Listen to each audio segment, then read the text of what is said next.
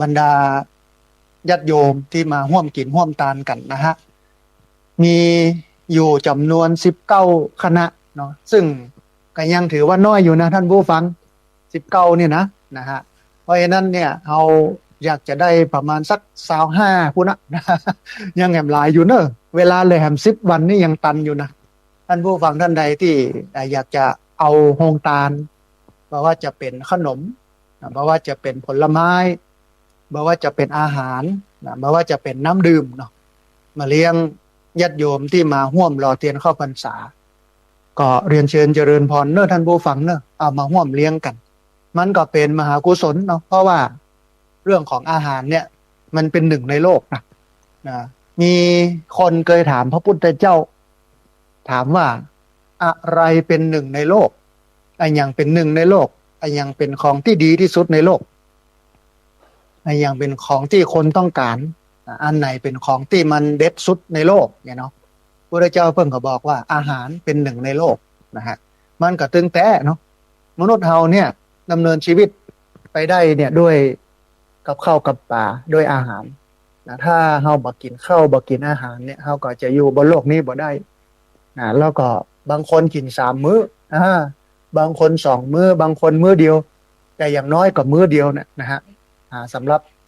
บางคนเป็นพื้นฐานบางคนนักกว่า3 มื้อบ่นับขนมนมเนยมานับผลไม้รากไม้เนาะนะฮะเพราะฉะนั้นท่านผู้ฟังเรียนเชิญเจริญพรเนาะเอาอาหารเอาขนมเอาผลไม้มาร่วมออกโครงการเลี้ยงพี่น้องญาติโยมที่จะมากินมาทานกันนะฮะท่านผู้ฟังมีญาติโยมที่เปิ้นอยากจะเอาโครงการมาเลี้ยงอยู่จำนวน19 คณะนะฮะคณะแรกเนี่ยเป็นคณะของคุณแม่สมจิตอินทรวิจิตรอันนี้เปิ้นจะเอาขนมเส้นมาเลี้ยงคณะที่2เป็นกลุ่มลูกศิษย์ของอาตมาภาพบ้านหัวเสืออำเภอแม่ทะเปิ้นจะเอาก๋วยเตี๋ยวมาเลี้ยงคณะที่3เป็นกลุ่มพักน้ำจางอันนี้เปิ้นก็จะเอาพักสดมาเลี้ยงคณะที่4เป็นนักเรียนโรงเรียนผู้สูงอายุตำบลศพปาดบ้านศพเตินบ้านแม่จางอันนี้เปิ้นก็จะเอา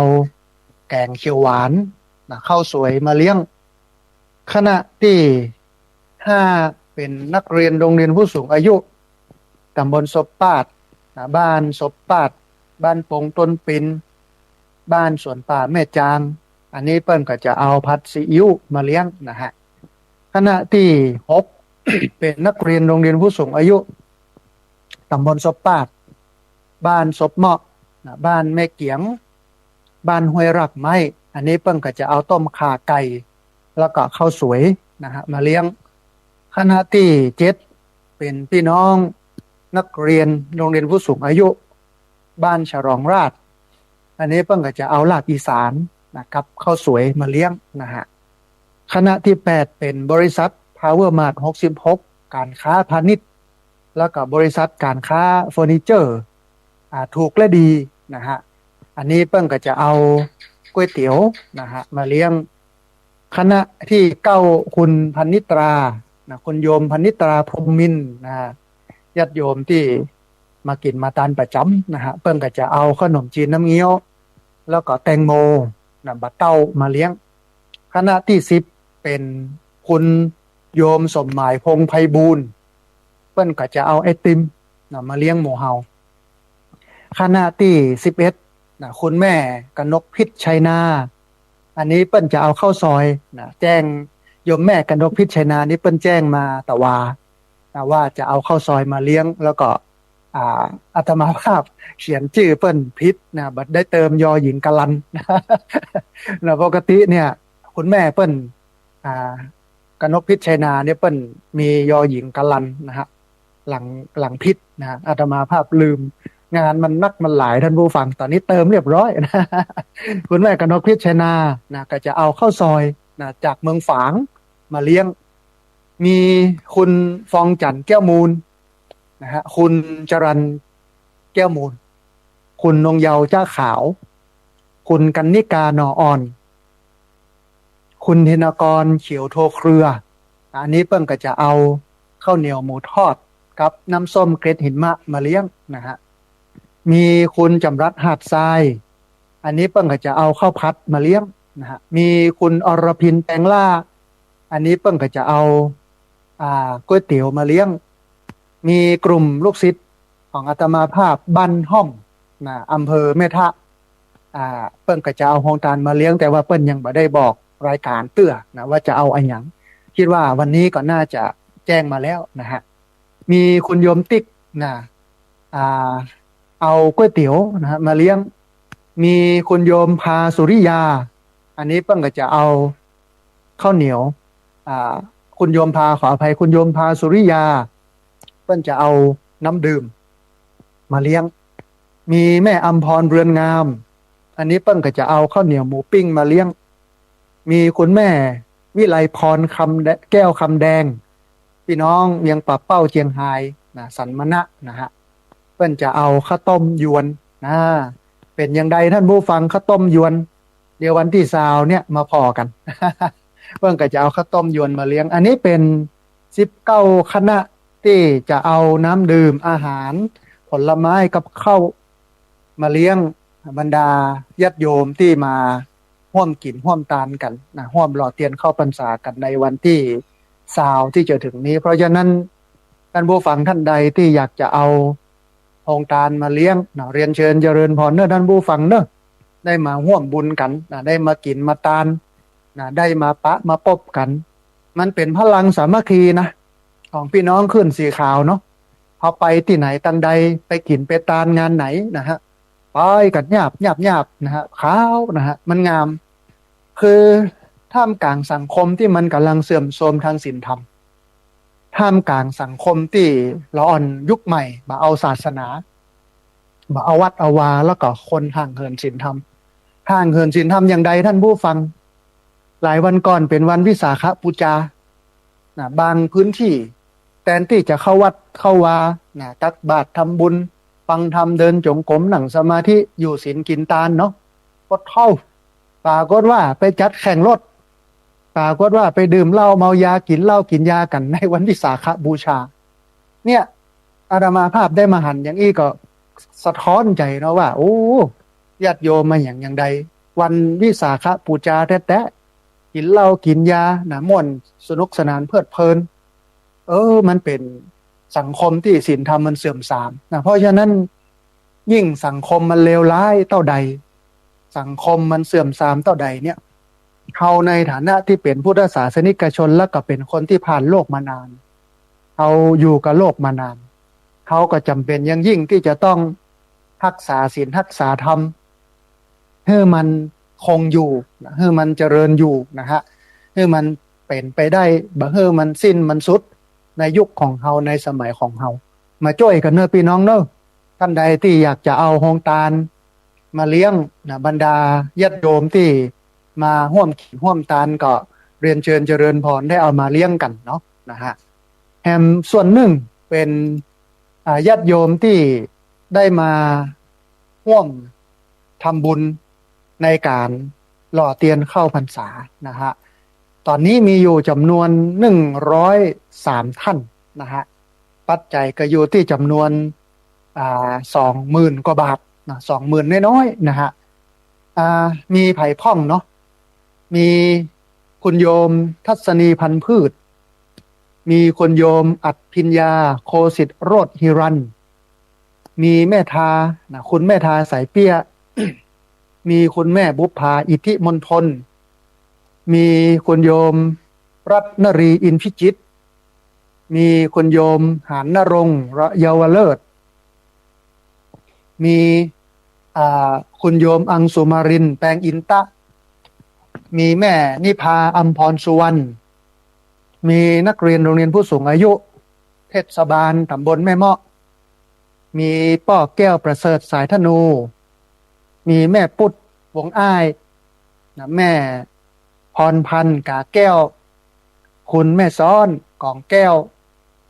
คุณแม่ทองดาอินตะคุณป้อสุชีพคุณแม่สำเภาคุณกัญจนาพุ่มประเสริฐคุณพ พรพันธ์แสงสว่างนะคุณแม่พรพันธ์แสงสว่างคุณแม่ฟองจันทร์แก้วมูลคุณแม่คล้ายนะเครือสายใจคุณแม่แก้วปัญญาสืบนะคุณแม่กัลยาณีมาเทพแม่คำใสเขียวหลาน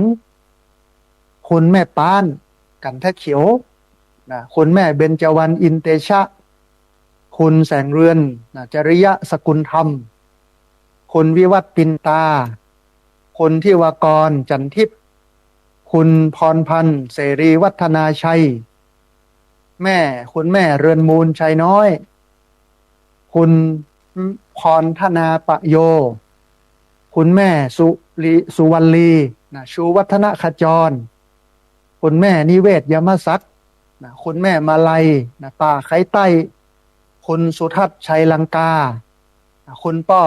มานิตนะคุณแม่สมจิตอินทรวิจิตรคุณแม่เกษินีชัยเทพ คุณแม่จันติพนะวงพรหมสายแม่คุณแม่แก้วโทนาบุตรนะคุณแม่อัมภัยเทวินสืบท่านอาจารย์พระครูชลทานพิทักษ์นะคุณแม่ผ่องศรีปวัลละคุณแม่บัวจำใจสุนทรคุณแม่หมอกับแก้วอินตะคัดคุณแม่สุพินประทุมคุณภาวะดีเรืองแสงคุณแม่เยาวลักษณ์พวงมณีนะคุณอวยพรคุณแม่อนงเพียรศิลป์คุณแม่สาวลักษณ์อภิวงศ์นะคุณแม่อิทธิรานะคุณแม่อิทธิราถ้าได้ฟังอยู่เนอะในช่วงท้ายรายการจบรายการแล้วโทรมากำเนิดนะฮะมีคุณอริสราเครือดีนะคุณนิตธเนศสวรรยาทีมีคุณสิริบงกตแสงแก้วคุณแม่คำใสพุทธอินคุณแม่แดงแสงทองคุณแม่ตุมมาแสนอินคำมีคุณโยมขวัญชัยมูลเมืองคุณป้าขวัญชัยมูลเมืองคุณป้าสมศักดิ์พลอยมูลเมืองคุณป้าสมศักดิ์แม่พลอยนะมูลเมืองมีแม่นิดบุญรัตน์มีแม่ย่าเรียบนะอันนี้พี่น้องแถวบ้านฟ่อนนะฮะมีคุณโยมณัชชพัฒน์ลาจันทึกมีคุณโยมไพศาลอ้วนศรีมีคุณโยมสุเทียมเทพสมรสมีคุณโยมนวพรสายชนคุณแม่ดวงมาลัยปัญโยคุณแม่ทิพวรรณทิพวงศ์คุณแม่จันทรานันทสิงห์คุณป้อสมศักดิ์นะคุณแม่เพนขาวเตี้ยคุณป้อวันคุณแม่อนงฝ่ายนันตาคุณป้อคุณป้อทองสุขนะคุณแม่สมศรีศรีโมมีคุณแม่บุญรัตน์ วัชระขจรกุลมีคุณปราณีฝ่ายนันตามีคุณป้ออเนกคุณแม่จินดาพรชัยกวินมีคุณกาญจนาจิกคำมีคุณพินิจทองคำมีคุณแม่ไพพันธ์อินตทานะแม่ครูไพพันธ์เนาะมีคุณแม่บัวไขกิ่งกัมมีคุณแม่สมศรีณพิกุลคุณอังคณาโยธาวุฒิคุณแม่คำปันเขียวใหม่นะอันวันก่อนเนี่ยแม่คำปันนะอยู่ที่อำเภอแม่ทะเนาะเพิ่นได้มาแอวมาแหวงหาเนาะก็มารวดทำบุญโดยมีคุณผ่องอัมไพโสชารีมีคุณสมควรใจน้อยนะคุณแม่คำน้อยศรีพักดีคุณแม่ละเอียดเกี้ยวฟันนะคุณป้อสมบูรณ์วงเรือนคุณไวยพจน์ศรีพักดีคุณคณิษฐากันทเนศคุณนพดลเกี้ยวฟันคุณสุพิดาภาปิ่นเกตคุณพรณพันธ์เอกสุขคุณแสงจันทร์สายสร้อยแก้วคุณป้อสมชัยคุณแม่ร่วมจารณะคุณสรินทิพย์บุญเลิศคุณภาวพันธ์โตแสงคุณแม่หม่อมตันวงคุณป้อประเสริฐแม่สมนึกจำปาแม่คิมศรีอินแก้วคุณแม่จันฟองชูชื่นคุณแม่อุ้ยแดงบ้านต้า นะคุณแม่จันสมอินทองหลางคุณแม่สุภาพรอินศรีนะคุณป้อเท่าคุณแม่เมืองถาสุใจคุณแม่จันนวลแก้วร่วมวงนะฮะอันนี้เป็นญาติโยมที่ได้มาร่วมกินร่วมทานกันก็ปัจจัยตอนนี้อยู่ที่ประมาณ20,000น้อยๆนะฮะที่ญาติโยมได้มาร่วมทำบุญหล่อเทียนเข้าพรรษาที่จะถึงนี้เนาะต้องอนุโมทนาบุญกับญาติโยมทุกคนทุกท่านท่านใดที่บ่ได้เอ่ยนามรายชื่อตกไปเดียวหลังจากจบรายการแล้วก็ให้โทรเข้ามาคือบ่อยากคือ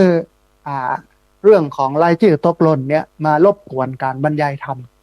ในช่วงการบรรยายธรรมก็จะเป็นเรื่องของธรรมะไปแล้วก็ถ้ารายชื่อเขาตกหล่นโดยเฉพาะรายชื่อคนทำบุญหล่อเทียนเข้าพรรษาเนี่ยนะถ้ามันตกหล่นไปในตอนท้ายๆหรือว่าเลิกแล้วเนี่ยก็โทรมาแต่ว่าวันนี้เนี่ยบ่สะดวกท่านผู้ฟังถ้าจะโทรเข้ามาก่อนหลังจาก4 โมงแรง เพราะว่าวันนี้เนี่ยมีการเรียนการสอนของนักเรียนโรงเรียนผู้สูงอายุแล้วก็วันนี้ได้เชิญนักเรียนมัธยมประจำตำบลก็คือโรงเรียนศพปาดวิทยามาห้ามเรียนด้วยกันก็วันค่ำมาเนาะวันนี้นะฮะตั้งแต่9 โมงเมื่อเจ้าเป็นต้นไปพดไปจนถึง3 โมงครึ่งนะฮะในช่วงหลังจากที่จัดรายการเสร็จอาตมาภาพก็จะต้องไปเข้าห้องน้ำห้องต่างทำกิจธุระทำกิจภาระส่วนตัวนะฮะเรียบร้อยนะแล้วก็ต้องไปกวาดถูศาลาท่านผู้ฟัง กวาดถูศาลาเพราะว่าเป็นงานประจำของอาตมาภาพนี่บอกว่าบ่ต้องไข่บ่ต้องยะเด้อนะเรื่องนี้เดี๋ยวอาตมาภาพจัดการเองก็อยากให้ได้บุญนะได้บุญกับคนเท่า ได้บุญกับคนที่มาใช้สถานที่อย่างน้อยนะเฮาไปกวาดไปเพี้ยวหั่นเหี่ยสักน้อยนึงเนี่ยเปิ้นมานั่งมาใจเนี่ยมันก็เป็นมหากุศลหลังจากที่กวาดเพี้ยวเรียบร้อยแล้วก็จะจัดเก้าอี้นะจัดอาสนะละอ่อนละเด็กที่มาอบรมวันนี้มานั่งนะฮะวันนี้มีคนมาอบรมก็อยู่ที่จำนวน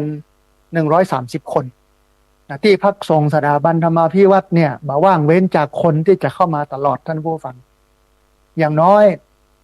ทุกพุธแรกและพุธสุดท้ายของเดือนก็จะเป็นโรงเรียนผู้สูงอายุทำมาตอนนี้เป็นปีที่9แล้วนะท่านผู้ฟังคนเฒ่าคนแก่ที่อยู่ในตำบลศพปาดก็มาเรียนหนังสือไม่ใช่เรียนกอไก่ขอไข่นะ เรียนเรื่องของงานความเป็นไปของโลกอย่างวันนี้เนี่ยก็จะมีอยู่2 หน่วยงานเนาะหน่วยงานแรกก็จะเป็นป้องกันและบรรเทาสาธารณภัยจังหวัดลำปางเปิ้นก็จะมาแนะนำเรื่องของการป้องกันภัยเพราะว่าช่วงนี้เนี่ยเป็นช่วงน้ำเหตุที่มันจะเกิดจากน้ำบอกว่าจะเป็นน้ำป่าไหลหลากดินโคลนถล่มน้ำล้นตลิ่ง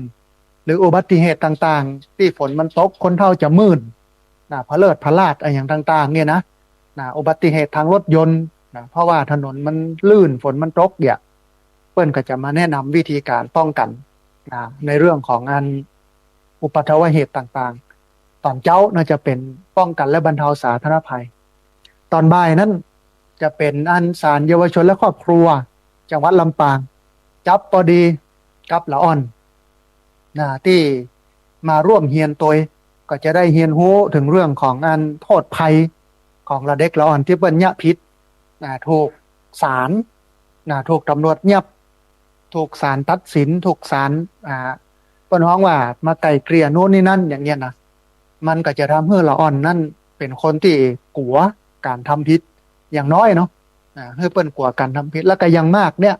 ให้เปิ้นเข้าวัดเข้าว่าวันนี้ก็จะจวนละอ่อนกลางเต็นท์สัก1 หลังแล้วก็เก็บขยะเก็บอะไรอย่างต่างๆในวัดโดยต่างเพี้ยววัดตัวนะฮะแล้วก็ดีอย่างหนึ่งที่วันนี้ลูกของโยมแม่แจ๊ดที่เปิ้นเสียชีวิตไปซึ่งเปิ้นเป็นนักเรียนโรงเรียนผู้สูงอายุนะฮะเปิ้นก็จะเอาห้องอาหารมาเลี้ยงนักเรียนถึงผู้สูงอายุถึงนักเรียนโรงเรียนศพปาดโดยอันนี้เป็นความผูกพันนะท่านผู้ฟังเล่าให้ท่านผู้ฟังสักน้อยนึงแม่แจ๊ดเนี่ยที่เปิ้นสิ้นชีวิตไปเปิ้นก็เป็นนักเรียนโรงเรียนผู้สูงอายุเรียนตั้งแต่ปี2560 นะเมื่อ9 ปีที่แล้ว แล้วเปิ้นก็มาเฮียนกูปีนะบละบ่ขาดอายุก็เกือบ80แล้วอ่ะนะฮะเปิ้นก็บละบ่ขาดในการเฮียนเปิ้นก็มาเฮียนเปิ้นก็ม่วนของเปิ้นไปอ่ะนะอยู่กับหมู่กับจุมไปปีนี้เปิ้นก็ป่วยเนาะไปนอนห้องยานะแล้วก็อาตมาภาพก็ปากรรมการนักเรียนโรงเรียนผู้สูงอายุก็ไปเยี่ยมเปิ้นให้กำลังใจเปิ้นหลังจากที่เปิ้นออกห้องยามาแล้วเปิ้นก็อยู่บ้านป่วยอยู่บ้านลูกหลานตานเต้าก็ดูแลอยู่นะฮะอาตมาภาพกับปานักเรียนโรงเรียนผู้สูงอายุทั้งหมดเลยนะเกือบ80อ่ะปลดเท่าไปที่บ้านเปิ้นฮ่าไปมัดตีนมัดมือฮื้อศีลฮื้อปอนอวยพรอวยชัยอ่ะทำให้เปิ้นจื่นอกเย็นใจขึ้นมานะเปิ้นดีอกดีใจเปิ้นใจเปิ้นตกหรือว่าใจเปิ้นผูกพันกับที่พักสงฆ์สถาบันธรรมาภิวัตรจนกระทั่งว่าเปิ้นสั่งเสียลูกหลานตานเต้าไว้ว่าอันอีแม่ถ้าอีแม่ตายนะคือเอาอันกระดูกเอาไปไว้ใส่กูนะเอาไปไว้ที่พักสงฆ์สถาบันธรรมาภิวัตรของพระอาจารย์สาธิตเนอะนี่นะวันก่อนลูกหลานเพิ่นก็มาเล่าให้ฟังอาตมาภาพก็บอกว่าโอ้ยินดีนะใจแม่เปิ้นตกที่นี่ละนะใจเปิ้นเติงใจเปิ้นฮักวัดฮักวาฮักศาสนาเอามาเนอะนี่นะแล้วก็วันนี้ลูกหลานฐานเต้าเปิ้นก็มาเป็นเจ้าภาพเลี้ยงอาหารนักเรียนโรงเรียนผู้สูงอายุแล้วก็นักเรียนโรงเรียนโสปาฏวิทยาที่จะเข้ามาอบรมในวันนี้นะฮะเนี่ยเป็นบุญที่มันเกื้อกูลกันนะเปิ้นก็บอกว่าดินดีเพราะป่าปกป่ารบเพราะเสือยังนะดินดีเพราะหญ้าบังป่ายังเพราะดินดีนะมันเกื้อกูลกันมันส่งเสริมกันมันสนับสนุนกันมาใช่แค่วันที่10 มิถุนาเตาอันท่านผู้ฟังนักเรียนโรงเรียนผู้สูงอายุเนี่ยเปิ้นเฮียนกันเดือน1-2 วันนะวันพุธแรกกับพุธกลางเดือนหรือพุธสุดท้ายของเดือนในเดือนนี้จะเฮียนกันในวันที่10นะแล้วก็แหมกำ1วันที่17นะฮะวันที่17ที่จะถึงเนี่ยคือสร้างมาได้14 ปีนะที่พักสงฆ์สถาบันธรรมาภิวัตรแต่งสร้างมาได้14 ปีจากที่บอกเคยมีอย่างเลยโล่งโปร่งนะฮะเป็นป่าข้าวโพดมีห่มเงาตัวที่ต้นมะขามต้นนะที่เหลือก็โล่งมดเนาะเจ้าบ้านเพิ่นปลูกข้าวโพดนะเมื่อปี2555อาตมาภาพก็ขึ้นมานะปักกฎนะจำวัดที่นี่พอแล้วมันเหมาะมันดีนะก็เลยเอ่ยกับญาติโยมเพิ่นก็ถวายตั้งกันมานะฮะก็แปลงกันขึ้นมานะวันนี้70-80%ก็ได้รับการสนับสนุนจากพี่น้องที่ติดตามรับฟังทางสถานีวิทยุคลื่นสีขาวต้องขอบคุณขอบอกขอบใจอนุโมทนาบุญกับญาติโยมเนาะที่มาร่วมกำจูกันนะมาร่วมสร้างร่วมแปลงกันนะฮะโดยเฉพาะในวันที่20ที่จะถึงนี้ปัจจัยที่ได้จากการทำบุญถวายทานปูชาเตียนก็ดีอย่างก็ดีนี่เนาะที่ญาติโยมได้ร่วมกันทำเนี่ยส่วนหนึ่งก็จะเอามาไว้ที่พักสงฆ์สถาบันธรรมาภิวัตรนะเพราะว่ามันรายจ่ายสูงอย่างน้อยเนี่ยท่านผู้ฟังที่จะต้องจ่ายประจำนี่นะอันแรกก็คือค่าอาหารของนักเรียนโรงเรียนผู้สูงอายุเตื้อหนึ่งเนี่ยก็เป็นหมื่นนะเฮียนเตื้อหนึ่งเนี่ยนะเดือนหนึ่งเป็นหมื่นแล้วก็รวมการลดการลาที่ไปหับไปส่งเป็นตัวก็หิม20,000เตื้อหนึ่งก็8,400นะฮะรวมค่าอาหาร11,000ก็ประมาณ18,400 บาทต่อเดือนที่จะต้องเอามามาให้นักเรียนโรงเรียนผู้สูงอายุอำนวยความสะดวกเพื่อเปิ้นไม่ใช่ธรรมดานะท่านผู้ฟังหันอย่างนี้นะฮะแถมปอนะกล้าตัดหญ้านะกล้าโน่นกล้านี่ในวัดดีอย่างหนึ่งถึงวันนี้บ่ได้เสียค่าน้ำค่าไฟเพราะว่าเอาใจโซล่าร์เซลล์บ่ได้เสียสตังค์นะไปจ่ายค่าน้ำค่าไฟแต่ก็ยังมีค่ารถค่าเดินทางยิ่งน้ำมันแปลงเนาะแล้วก็มันจะเสี่ยงส่วนหนึ่งก็คือเครื่องปั่นไฟเวลามีนักเรียนมาอบรมนะถึงแม้บ่พร้อมอาตมาภาพก็เนี่ยถ้าจะไปรอให้พร้อมเนี่ยเมื่อใดมันจะพร้อมท่านผู้ฟังแล้วก็เมื่อใดมันจะได้ทำในเรื่องของการอบรมคนสอนคนในการ สร้างที่พักสงฆ์สถาบันธรรมาภิวัตรเนี่ยอาตมาภาพก็ได้แนวคิด ลักๆเลยมาจากหลวงพ่อพุทธทาสหลวงพ่อพุทธทาสเนี่ยถือว่าเป็นบุคคลท่านแรก ที่ใส่ใจเรื่องของวัดวาพระศาสนาโดยเฉพาะคำสอนเปิ้นเอานิพพานซึ่งคนในยุคนั้นสมัยนั้นมองว่ามันเป็นเรื่องไกลมันเป็นเรื่องไกลตัวเปิ้นดึงเข้ามาให้มันเป็นเรื่องใกล้ตัวเปิ้นบอกเลยว่าการทำงานคือการปฏิบัติธรรมแต่การทำงานจะเป็นการปฏิบัติธรรมได้เนี่ยเราจะต้องทำงานนั้นด้วยสตินะถ้าเราทำงานด้วยสติเนี่ยเราก็ใกล้นิพพานละอาตมาภาพก็หันแล้วก็ไปเนาะไปพ่อไปกอยที่สวนโมกสุราษฎร์ธานีวะนะท่านผู้ฟังจังหวัดสุราษฎร์ธานีอ่ะไปนะไปเฮียนโฮกับเปิ้ลท่านพระมหาสมชาติชาตะปัญโยสมัยที่เปิ้ลเดินธรรมยาตราระดมทุนในการมาสนับสนุนโรงเรียนขนาดเล็กเนี่ยเปิ้ลก็เดินจากลำปางพดไปที่จังหวัดสุราษฎร์ธานีไปที่สวนโมกไปวัดของหลวงพ่อพุทธทาสอาตมาภาพก็หันเปิ้ลสอนดีมากก็เลยเอาแนวคิดอย่างนี้มาไว้หลวงพ่อพุทธทาสเปิ้ลไม่ได้สนใจเรื่องของดลบันดาลอิทธิฤทธิปาฏิหาริย์เรื่องศักดิ์สิทธิ์อย่างต่างๆเปิ้ลบอกเปิ้ลเอาธรรมะที่มันเป็นธรรมะกินได้เป็นธรรมะแบบพุทธตรงๆซึ่งอาตมาภาพเริ่มใสมากแล้วก็อาตมาภาพนั้นเดินตามนี้แถมน้อยหนึ่งท่านผู้ฟังถึงเรื่องของการดลบันดาลอิทธิฤทธิปาฏิหาริย์พุทธศาสนาไม่มีเรื่องนี้นะคือถ้ามันมีแต่เนี่ยหรือถ้ามันได้ผลจริงเนี่ยเนาะเขาลองพอมาต้องไปพอไขพอเอาพระพุทธเจ้านี่เตอะถ้ามันดีแต่หรือว่ามันเป็นจริงเนี่ยนะพระเจ้าเปิ้นคงจะฮื้อเฮาอ้อนวอนขอแล้วเปิ้นคงบปฏิบัติตามหลักธรรมก็คือศีลสมาธิปัญญาละเปิ้นก็จะสอนเฮาว่าพี่น้องชาวพุทธเพื่อความสุขความเจริญของหมู่เฮาเนอะไปหมู่เฮาไปไหว้ก้อนหินไปไหว้จอมปลวกไปไหว้ภูเขาไปไหว้หูปปั้นเคารพสักการะเทพเจ้าต่างๆต้นไม้ใบหญ้าลุกขะเจดีย์อ้อนวอนเข้าไปเฮาจะเจริญรุ่งเรืองเนอะนะเพิ่นคงจะต้องสอนอย่างนั้นละบัดนี้นะแต่คำสอนอย่างเงี้ยบ่มีนะท่านผู้ฟัง บ่มีในพระพุทธศาสนานะทำไมถึงว่าบ่มีก็อาตมาภาพไปเฮียนมาเนาะ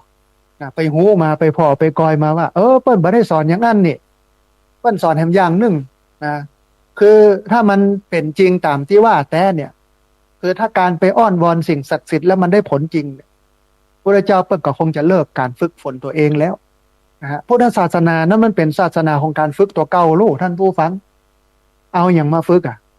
เอาศีลมาฝึกพฤติกรรมเอาสมาธิมาฝึกจิตใจให้มันนักแน่นมั่นคงให้มันใสสะอาดเอาปัญญาปัญญามาฝึกกำกึดให้มันเกิดเป็นสัมมาทิฏฐิมันมองโลกตามความเป็นจริงก็คือมองหันว่าโลกนี้มีการเกิดขึ้นเป็นธรรมดามีการตั้งอยู่เป็นธรรมดามีการดับไปเป็นธรรมดาอันนี้เป็นคำสอนของพระพุทธเจ้าเพิ่นบ่ได้สอนให้เฮาไปอ้อนวอนขอดลบันดาลไปไหว้พระพุทธรูปศักดิ์สิทธิ์โน่นนี่นั่นพุทธศาสนาไม่มีเรื่องเหล่านี้ดีชั่วอยู่ที่ตัวธรรมท่านผู้ฟังสูงต่ำอยู่ที่ทำตัว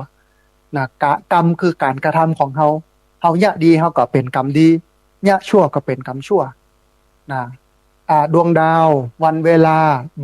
บมีอิทธิพลใดๆกับการดำเนินชีวิตของมนุษย์พระเจ้าเปิ้นตรัสอย่างนี้เปิ้นสอนแบบนี้ญาติโยมลองไปพอให้ดีเถอะที่อาตมาภาพเนี่ย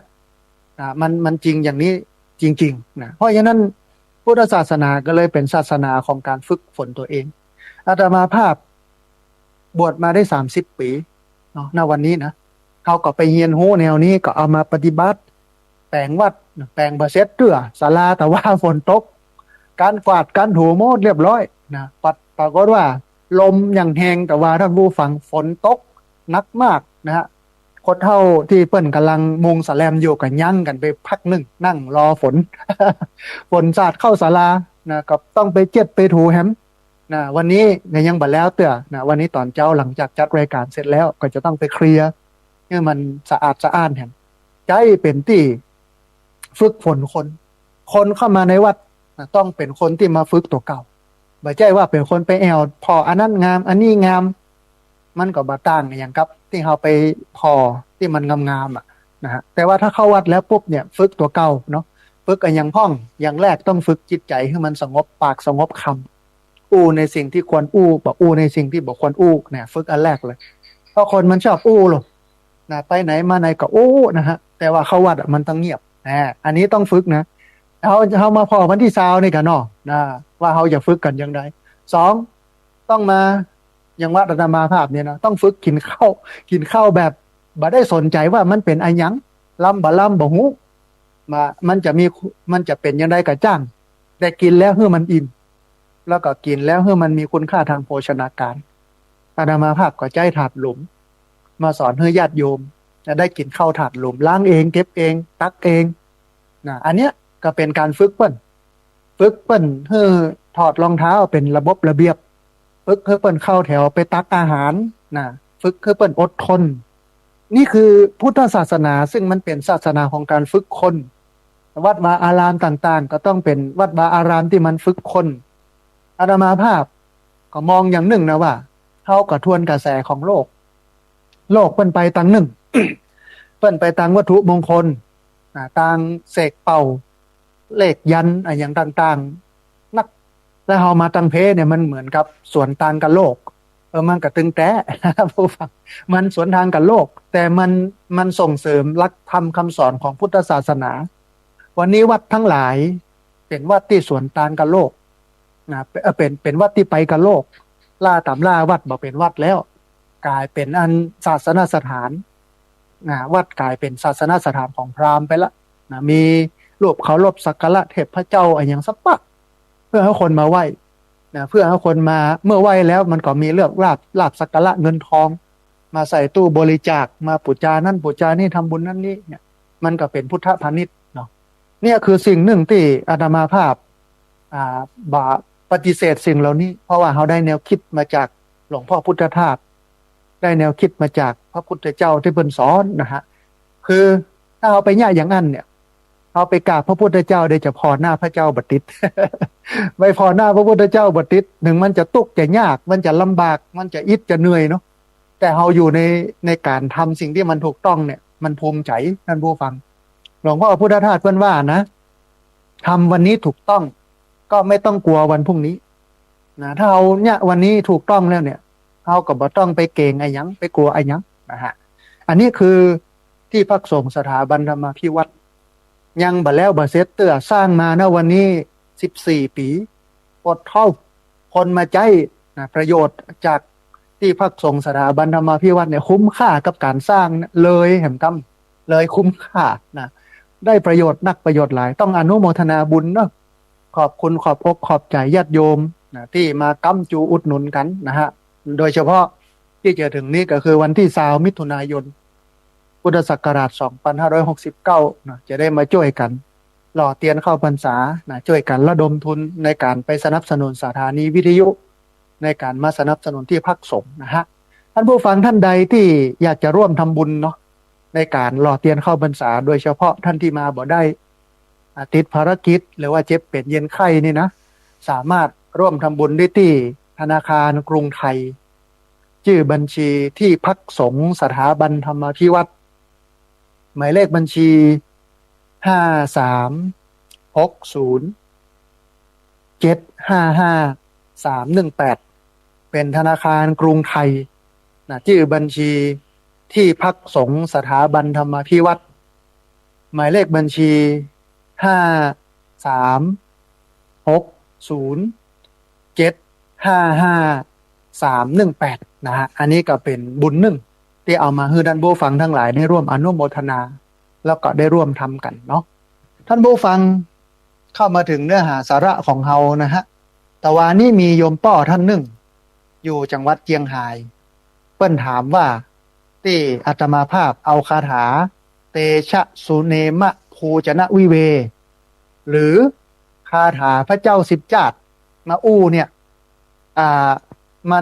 มันเป็นคาถาป้องกันอะไรหยังนี่เนาะ ที่จริงมันบ่ได้ศักดิ์สิทธิ์นะคาถาเนี่ยแต่ว่ามันเป็นตัวย่อท่านผู้ฟังเป็นตัวย่อของอันพระเจ้าสิบชาตินะเตชะสุเนนะภูจนะวิเวนี่นะเป็นคาถาตัวย่อของพระเจ้าสิบชาตินะฮะ หลายคนก็บอกว่ามันเป็นหัวใจของพระเจ้าสิบชาตินี่เนาะทีนี้เขาลองมาพอท่านผู้ฟังคือคนที่จะเป็นพระพุทธเจ้าได้เนี่ยต้องบำเพ็ญบารมี10 ทัศบำเพ็ญบารมีสิบข้อต้องยะเมื่อ10 ข้อนั้นเต็มเมื่อ10 ข้อนั้นเต็มแล้วเขาก็จะได้เป็นพระพุทธเจ้าแต่ว่ามันไม่ใช่เรื่องง่ายนะมันไม่ใช่เรื่องง่ายนะฮะเขาลองมาพอท่านผู้ฟังเตชะสุเนมะภูจนะวิเวนะเตชะสุเนมะภูจะนาวิเวมีอย่างพ้องเตเนี่ยมันก็หมายถึงเตมีพระเตมีนะเตมีพระเตมีใบพระ เตมีเนี่ยเตมีชาดกเนี่ยคือการบำเพ็ญเนกขมะบารมี คือการปั้มเปงการออกบวชการฝึกฝนตัวเก่าอันนี้ก็คือเตชะเนี่ยมาจากคำว่ามหาชนกนะปั้มเปงวิริยะปารมีก็คือความเพียรความพยายามนะเตเนี่ยก็คือพระเตมีปั้มเปงเนกขมะก็คือการออกบวชอย่างที่เราค่อยชอบไปบวชกันบวชเนกขมะเนี่ยอันนี้คือพระเตมีเปิ้นปั้มเปงเรื่องของเนกขมะบารมีคือการออกบวชชะเนี่ยมาจากคำว่ามหาชนกปั้มเปงวิริยะบารมีความเพียรความพยายามสุเนี่ยมาจากคำว่าสุวรรณสามสุวรรณสามเนี่ยเปิ้นปั้มเปงเรื่องของเมตตาบารมีนะเนเนี่ยมาจากคำว่าเนมิราชนะปั้มเปงอธิฐานบารมีคือความตั้งใจมั่นคำว่าอธิษฐานเนี่ยท่านผู้ฟังเราต้องเข้าใจให้ถูกนะอธิษฐานนั้นมันไม่ใช่เป็นเรื่องของงานการอ้อนวอนขอนะแต่อธิษฐานในพระพุทธศาสนาเนี่ยมันแปลว่าความตั้งใจมั่นหรือว่าตั้งใจไว้มั่นตั้งใจให้แน่วแน่ว่าจะเนี่ยสิ่งนั้นสิ่งนี้เนี่ยอันนี้คืออธิษฐานบารมีมะเนี่ย มาจากคำว่ามโหสถบัณฑิตพระพุทธเจ้าเป็นมโหสถบัณฑิตนะเป็นพระโพธิสัตว์ ชื่อว่ามโหสถบัณฑิตเปิ้นปั้มเปงปัญญาบารมีนะปั้มเปงปัญญาบารมีภูเนี่ย มาจากคำว่า ขออภัยท่านผู้ฟังภูริทัตเนี่ยเปิ้นปั้มเปงศีลบารมีคือการรักษาศีลนะฝึกฝนตัวเองด้วยการรักษาศีลจะเนี่ยมาจากคำว่าจันตะกุมารอันนี้เปิ้นปั้มเปงในเรื่องของงานความอดทนอดกั้นขันติปารมีหรอจันตะกุมารเนี่ยนะฮะปั้มเปงขันติปารมีนาเนี่ยมาจากนารทะนะอันเปิ้นปั้มเปงอุเบกขาปารมีอุเบกขาวิเนี่ยมาจากคำว่าวิทูลบัณฑิตนะพุทธเจ้าเกิดเป็นวิทูลบัณฑิตปั้มเปงสัจจะความซื่อสัตย์จริงใจนะเวเนี่ยมาจากคำว่าเวสสันดรพระเจ้าเกิดเป็นพระเวสสันดรนี่ญาติโยมรู้เลยว่าพระพุทธเจ้าเกิดเป็นพระเวสสันดรปั้มเปงตานะปารมี เพราะว่าเวสสันดรชาดกเนี่ยเป็นชาติสุดท้ายของ10 ชาติก่อนที่พระพุทธเจ้าจะได้เกิดมาเป็นเจ้าชายสิทธัตถะนะฮะจนบรรลุธรรมในสมัยที่เป็นเจ้าชายสิทธัตถะนี่คือคาถานะเตชะสุเนมะภูจนะวิเวนะที่โยมถามตะวานะโยมป้อที่เวียงป่าเป้าถามตะวามันไม่ใช่คาถาศักดิ์สิทธิ์แต่มันเป็นตัวย่อของพระเจ้า10 ชาตินะฮะที่เราคุ้นเคยกันก็จะมีการบำเพ็ญวิริยะบารมีนะด้วยการเกิดเป็นพระมหาชนกที่เปิ้นเป็นป้อกาขึ้นเรือไปกลางมหาสมุทรพายุพัดเรือมันปังแต่ว่าพระมหาชนกเนี่ยเปิ้นมีปัญญาด้วยนะคือเปิ้นรู้แล้วว่าสถานการณ์มันจะนำไปสู่การอับปางของเรือมันจะล่มเปิ้นเอาน้ำมันน้ำมันนั้นมันเป็นน้ำมันในสมัยโบราณเนาะอาจจะเป็นน้ำมันเมล็ดอะไรอย่างต่างๆที่เปิ้นเอามาสกัดเอามาทาเนื้อทาตัวกินน้ำตาลกินอะไรอย่างต่างๆแล้วก็ขึ้นไปบนกระโดงเรือก็คือที่สูงสุดของเรือพอเรือจะคว่ำมันก็กระโดดลงน้ำเบื่อใกล้กับเรือเพราะว่าเวลาเรือล่มเนี่ยมันจะดูดคนลงไปเปิ้นก็เลยลอยคออยู่กลางทะเลว่ายน้ำไป7 วัน 7 คืนจนกระทั่งนั้น นางฟ้านำมาอุ้มเปิ้นไปเนี่ยนี่คือการปั้มเปงวิริยะบารมีนะฮะสรุปแล้วการจะเป็นพระพุทธเจ้าได้ต้องปั้มเปงบารมีไม่ใช่ว่าใครอยากจะเป็นพุทธเจ้าอ่าคือถ้าการอ้อนวอนขอมันดีแต่นะพุทธเจ้าก็บ่ต้องมาปั้มเปงบารมีแล้วท่านผู้ฟังบ่ต้องมาเนี่ยไอ้อย่างละเนี่ยนะบ่ต้องไปเกิดเป็นนั้นเตชะสุเนมะภูจนะวิเวเนี่ยบ่ต้องไปเกิดเป็นพระเตมีใบละบ่ต้องไปเกิดเป็นมหาชนกละพระมหาชนกละบ่ต้องไปเกิดเป็นพระสุวรรณสามละเพียงแค่ว่าไปอ้อนวอนขอซ้ำอินเดียเนี่ยเป็นสถานที่ที่มีเทพนักที่สุดประเทศอินเดียเนี่ยนะคือความเชื่อของคนว่าเทพนักที่สุดพระเจ้าก็ไปกะไปอ้อนวอนกะไปขอเทพต่างๆเพื่อดลบันดาลให้เพิ่นเป็นพระพุทธเจ้าเนี่ยแต่มันบ่ใจเพราะการดลบันดาลมันไม่มีผลในพุทธศาสนามันต้องอาศัยความเพียรเข้าแลกโลกอาศัยเมตตาอาศัยความตั้งใจอาศัยการรักษาศีลอาศัยการออกบวชการฝึกฝนตัวเองอาศัยอันอุเบกขาอาศัยความซื่อสัตย์จริงใจอาศัยการฮื้อตานด้วย10อย่างนี้ปั่มเปงไปปั่มเปงไปปั่มเปงไปจนมันเต็มมันล้นเปิ้นก็ได้ถึงความเป็นพระพุทธเจ้านะฮะแถมเรื่องหนึ่งท่านผู้ฟังซึ่งเป็นเรื่องในวันนี้ต้องบอกว่าขณะนี้ท่านผู้ฟังกำลังติดตามรับฟังรายการธรรมาภิวัตรอันเป็นรายการวิทยุเพื่อการเผยแผ่พระพุทธศาสนาส่งเสริมการศึกษาและพัฒนาสังคมรายการนี้รับผิดชอบโดยอาตมาภาพพระสาธิตธีระปัญโยประธานมูลนิธิธีระปัญโยตั้งอยู่ณที่พักสงฆ์สถาบันธรรมาภิวัตรบ้านศพเตินตำบลศพปาดอำเภอแม่เมาะจังหวัดลำปางรายการนี้ออกอากาศทุกวันอังคารแล้วก็วันพุธในวันอังคารนั้นออกอากาศเวลา 3:00 นไปจนถึง 5:00 นนะฮะทางสถานีวิทยุในเครือข่ายสถานีวิทยุคลื่นสีขาวเพื่อชาวประชาซึ่งมีอยู่หลายคลื่นหลายสถานีหลายจังหวัดออกอากาศผ่านทาง Facebook ไลฟ์ซึ่งเป็นไลฟ์สดของสถานีวิทยุวัดไฟหินจังหวัดเชียงใหม่และ Facebook ของอาตมาภาพพระสาธิตธีระปัญโยนะฮะแล้วก็บันทึกเทปเอาไปออกอากาศผ่านทางสถานีวิทยุเพื่อการศึกษาและพัฒนาอาชีพRadio Network FM 99.50 เมกะเฮิรตซ์ของวิทยาลัยเทคนิคกฟผแม่เมาะทุกวันศุกร์ในเวลา 8 โมงเมื่อเจ้าเป็นต้นไปบันทึกเทปเอาไปออกอากาศผ่านทางเพจของมูลนิธิธีระปัญโยซึ่งท่านผู้ฟังสามารถไปติดตามรับฟังย้อนหลังไปก๊อปปี้ลิงก์ไปคัดลอกลิงก์เอาไปส่งเอาไปแชร์ให้กับญาติธรรมทั้งหลายให้ได้ยินได้ฟังกันได้แถมตัวนะฮะก่อนที่จะอู้ถึงเรื่องทาง7สายให้ท่านผู้ฟังทั้งหลายได้ฟังมีญาติโยมที่มาฟังทาง Facebook เนาะมีคุณแม่สุแก้วคำอ้วนมีคุณแม่บุญเรืองชัยเงินมีคุณโยมที่เป็นชื่อภาษาอังกฤษต้องขออภัยนะฮะมีคุณแม่พิษสมัยศรีเทพธรรมรงค์มีคุณแม่กนกพิษชัยนานะฮะมีคุณแม่ศรีธรเปรมจิตนะฮะประมาณสัก5-6 ท่าน7ท่านเนาะต้องขออภัยที่วันนี้เสียงใน Facebook อาจจะบ่ชัดเพราะว่าอันหูฟังมันลุพอดี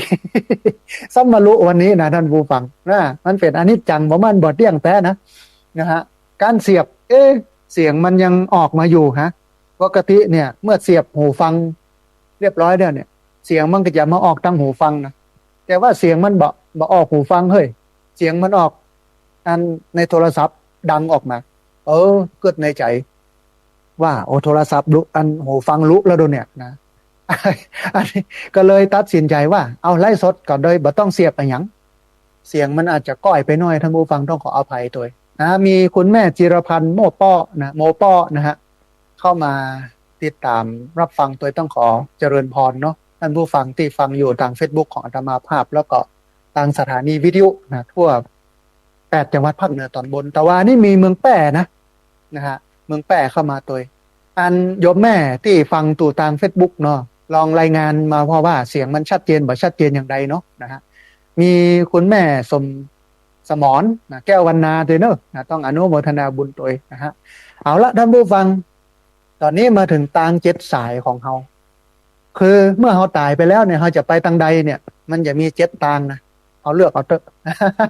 เลือกเอาเลยว่าจะไปทางไหนทางเจ็ดสายอ่าเอาลองมาพอกันเลย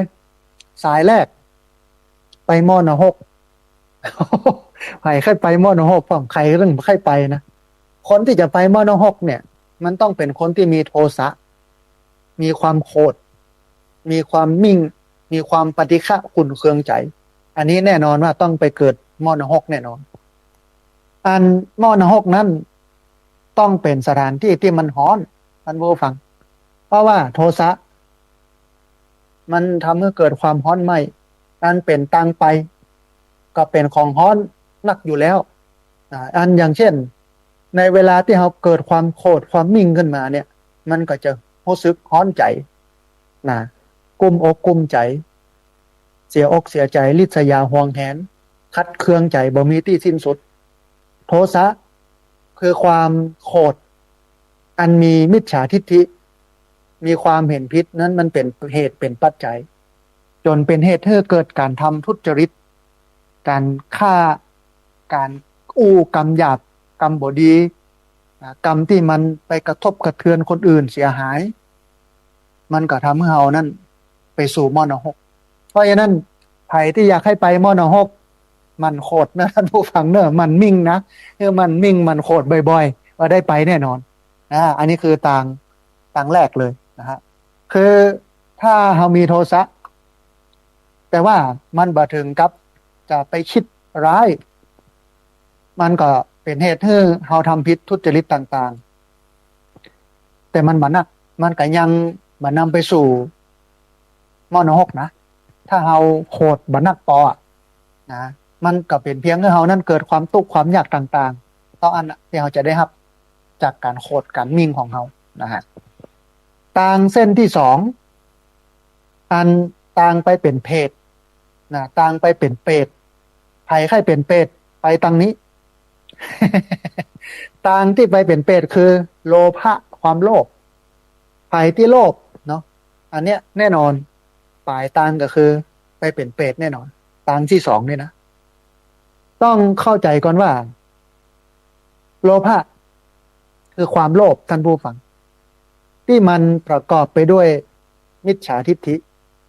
คือมีความเห็นผิดมีการกระทำทุจริตทำชั่วต่างๆบอกว่าจะเป็นอันการโจรกรรมไปปล้นเปิ้นนะประพฤติผิดในกามนะโอ้อันนี้กำลังมาโหเนี่ยว่าโลภะความโลภนำไปสู่ความไปเป็นเปรตไปเป็นอสุรกายมันมีเรื่องของกาเมสุมิจฉาฌานกุยเฮ้ยใครที่เป็นคนที่ไปอยู่ในศีลกินในธรรมนะมีกู้อยู่แล้วจักแอมแถมสองขี่เหือน้ำนองซ่อนสองจังล่มเนี่ยอนาคตตั้งหน้าเนี่ยไปเป็นเปรตไปเป็นอสุรกายแน่นอนนะฮะแถมบปอู้ขี้จุหลอกลวงต้มตุนต่างๆเนี่ยหมู่แก๊งคอเซ็นเตอร์เนี่ยท่านผู้ฟังที่ชอบมาจุเฮานะอย่างอันอย่างอี้เนี่ยหมู่ที่ขายของออนไลน์ที่ชอบจุคือเฮาไปซื้อ เสร็จแล้วก็ส่งของนะมาบ่ดีมาบ่มีคุณภาพหมู่18มงกุฎนักต้มตุ๋นต่างๆอันนี้แน่นอนว่าไปเกิดไปเป็นนั่นเปรตไปเป็นอสุรกายในมรณะแน่นอนอันแอมบปอท่านผู้ฟังมันเป็นเรื่องของงานความอยากที่มันนักเหลือเกินธรรมชาติที่มันจะต้องการแต่ว่าถ้าเป็นความอยากสามัญธรรมดานะแล้วก็ไปเนี่ยทุจริต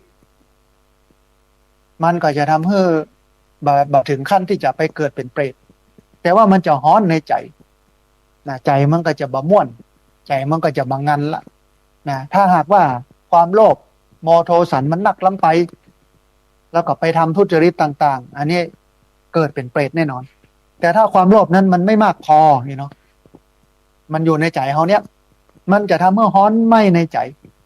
คนประเภทเนี้ยที่มีความโลภไม่มากพอเนี่ยที่มันฮ้อนไหม้ในใจเนี่ยเพราะว่ามนุษย์สเปโตเป็นมนุษย์เปรต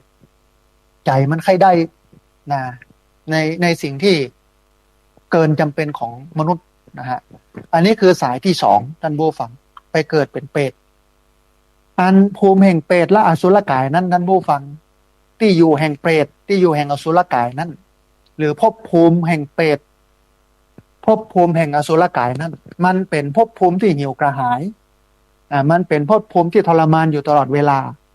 แล้วก็บักล้าปากดกายมันจะลบซ่อนๆอยู่ในภูมินั้นตลอดกับตลอดกัน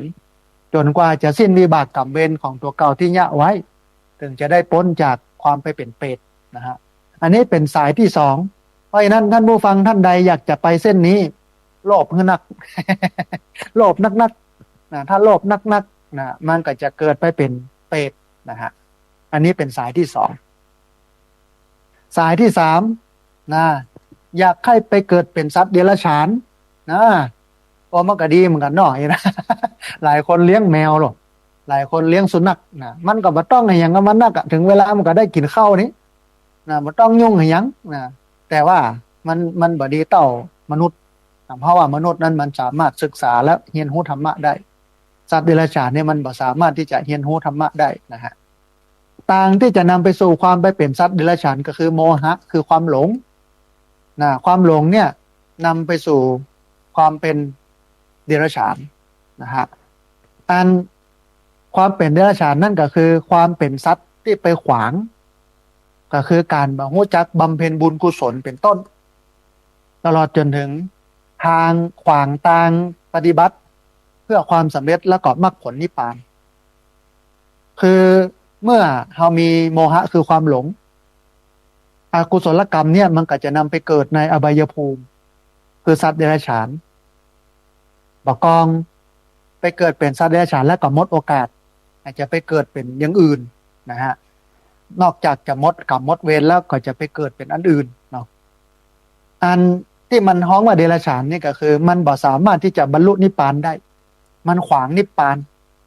แม้พระพุทธเจ้าจะเกิดขึ้นพระธรรมจะเกิดขึ้นพระสงฆ์จะเกิดขึ้นสัตว์เดรัจฉานมันก็บ่ฮู้เหนือฮู้ใต้อะหยังนะฮะถ้าเป็นภาษาบ้านเฮาก็บ่ฮู้อีโนอีเนหยังนะมันก็มีคัดเข็นและนอน มันก็มีก็สืบพันธุ์มันก็มีก็เล่นกันไปบ่ลองต้องแต่งอย่างเนี่ยนี่คือทางเส้นที่สามไผที่อยากจะไปเกิดเป็นสัตว์เดรัจฉานนะต้องมีโมหะความหลงโอ้คนบ่เก่าเพิ่นถึงว่าหรอหลงตัวลืมตายหลงกายหลงลืมแก่หลงเมียลืมแม่แก่แล้วอย่าลืมใครเป็นคนที่หลงนะหลงกับโลกนะหลงกับว่าโอ้ชีวิตมันยังหม่วนยังงันยังอยู่ดีมีสุขนี่นะนี่คือความหลงนะพระพุทธเจ้าบอกว่าสู่เจ้าทั้งหลายจงมาดูโลกนี้อันตรการตาดุจราชรถอันบุคคลอันผู้เขาก็คือคนเขาหากหมกมุ่นอยู่แต่ผู้รู้หาข้องอยู่ไม่นะเพราะฉะนั้นเฮาติดกับโลกนะใจเฮาบ่สูงพอเนี่ยคือถึงวันที่เฮาเข้าวัดเข้าว่าเฮากินเฮาทานเฮาทำบุญเนี่ยมันเป็นไปเพื่อทำให้เฮานั้นบ่ติดกับโลกทำให้เฮานั้นมันอยู่เหนือโลกนะฮะแต่ถ้าเฮายึดติดมีโมหะนะอันนี้โลกเฮาอันนี้ผัวเฮาอันนี้เมียเฮาอันนี้ทรัพย์ของเฮาสมบัติของเฮาตำแหน่งของเฮาหน้าที่ของเฮาความหลงเหล่านี้มันจะนำไปสู่ความเป็นสัตว์เดรัจฉานพระเจ้าก็เลยสอนว่าเมื่อเฮานั้นทำความรู้สึกว่ามีเหมือนไม่มีได้เหมือนไม่ได้ครอบครองเหมือนไม่ครอบครองไม่ประยุกต์สิ่งทั้งของมาเป็นของฉันนะถ้าเราสามารถแยกแบบนี้ได้เนี่ยเขาก็จะบังเกิดไปเป็นสัตว์เดรัจฉานนะฮะมันก็ตึงแตะเนาะอย่างที่พักสงฆ์สถาบันธรรมาภิวัตน์เนี่ยมีสุนัขนะมีหมาอยู่3 ตัวมันก็บ่ฮู้เหนือฮู้ใต้อะไรอย่างเงี้ยนะฮะเวลาอาตมาภาพเนี่ยมันก็ดีอย่างหนึงนะเวลาทำวัดเจ้าเนี่ยถึงวันนี่เนาะไปทำวัดเจ้ามันก็มาตัวนะ มาอยู่ร่วมศาลาหั่นบ่กองงานสวดนะโมตัสสะภะคะวะโตอะระหะโตว่ากันไปเนาะมันก็เห่านะมันก็ไม่ใช่เห่าหอนโอ้ยหลายคนก็บ่ได้กึดได้กอยอย่างก็กึดว่าโอ้ผีมาแล้วก็หมามันหันผีมันก็เลยว่าอย่างนั้นน่ะมันก็เลยหอนความจริงแล้วมันแสบแก้วหูของมันนะอาตมาภาพเปิดลำโพงด้วยลูกตอนทำวัดเจ้าตี 5นะเริ่มสวดถึงวันอ่ะหมามันก็ได้ยิน นะเสียงมันออกลำโพงมันดังอ่ะ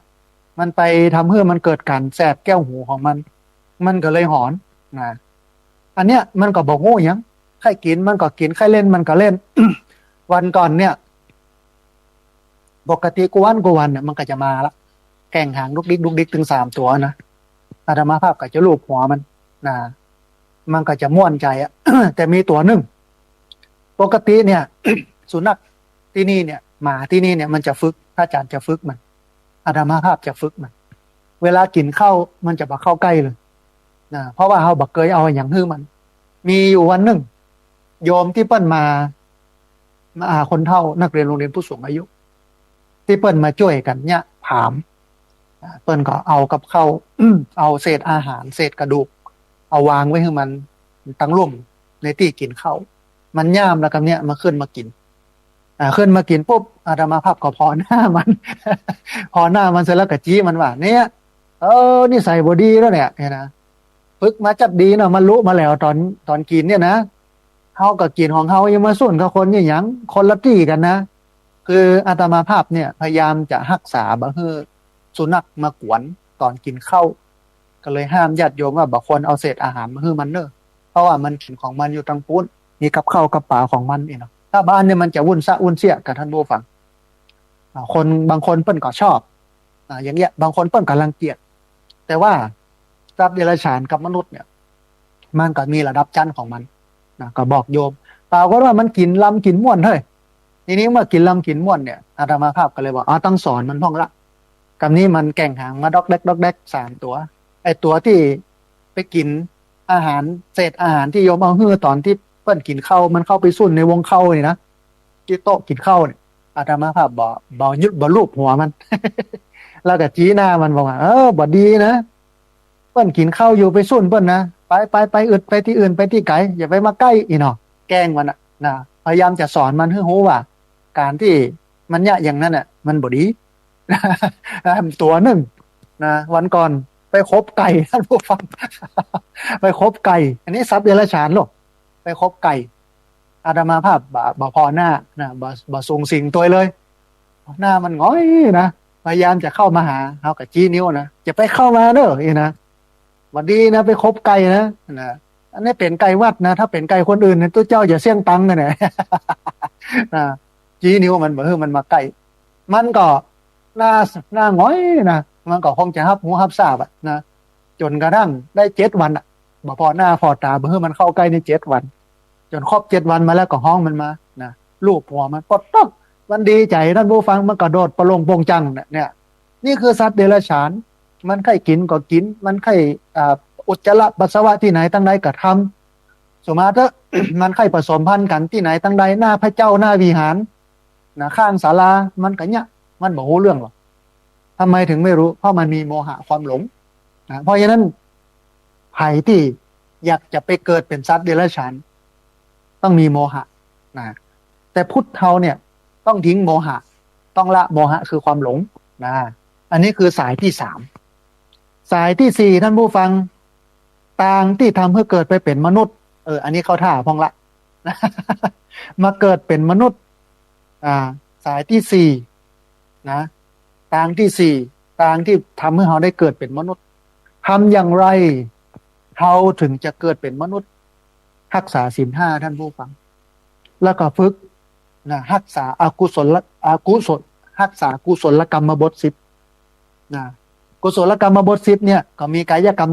3การกระทำทางกาย3นะก็คืออันแรกบ่ฆ่าสัตว์อันที่2บ่ประพฤติผิดในกาม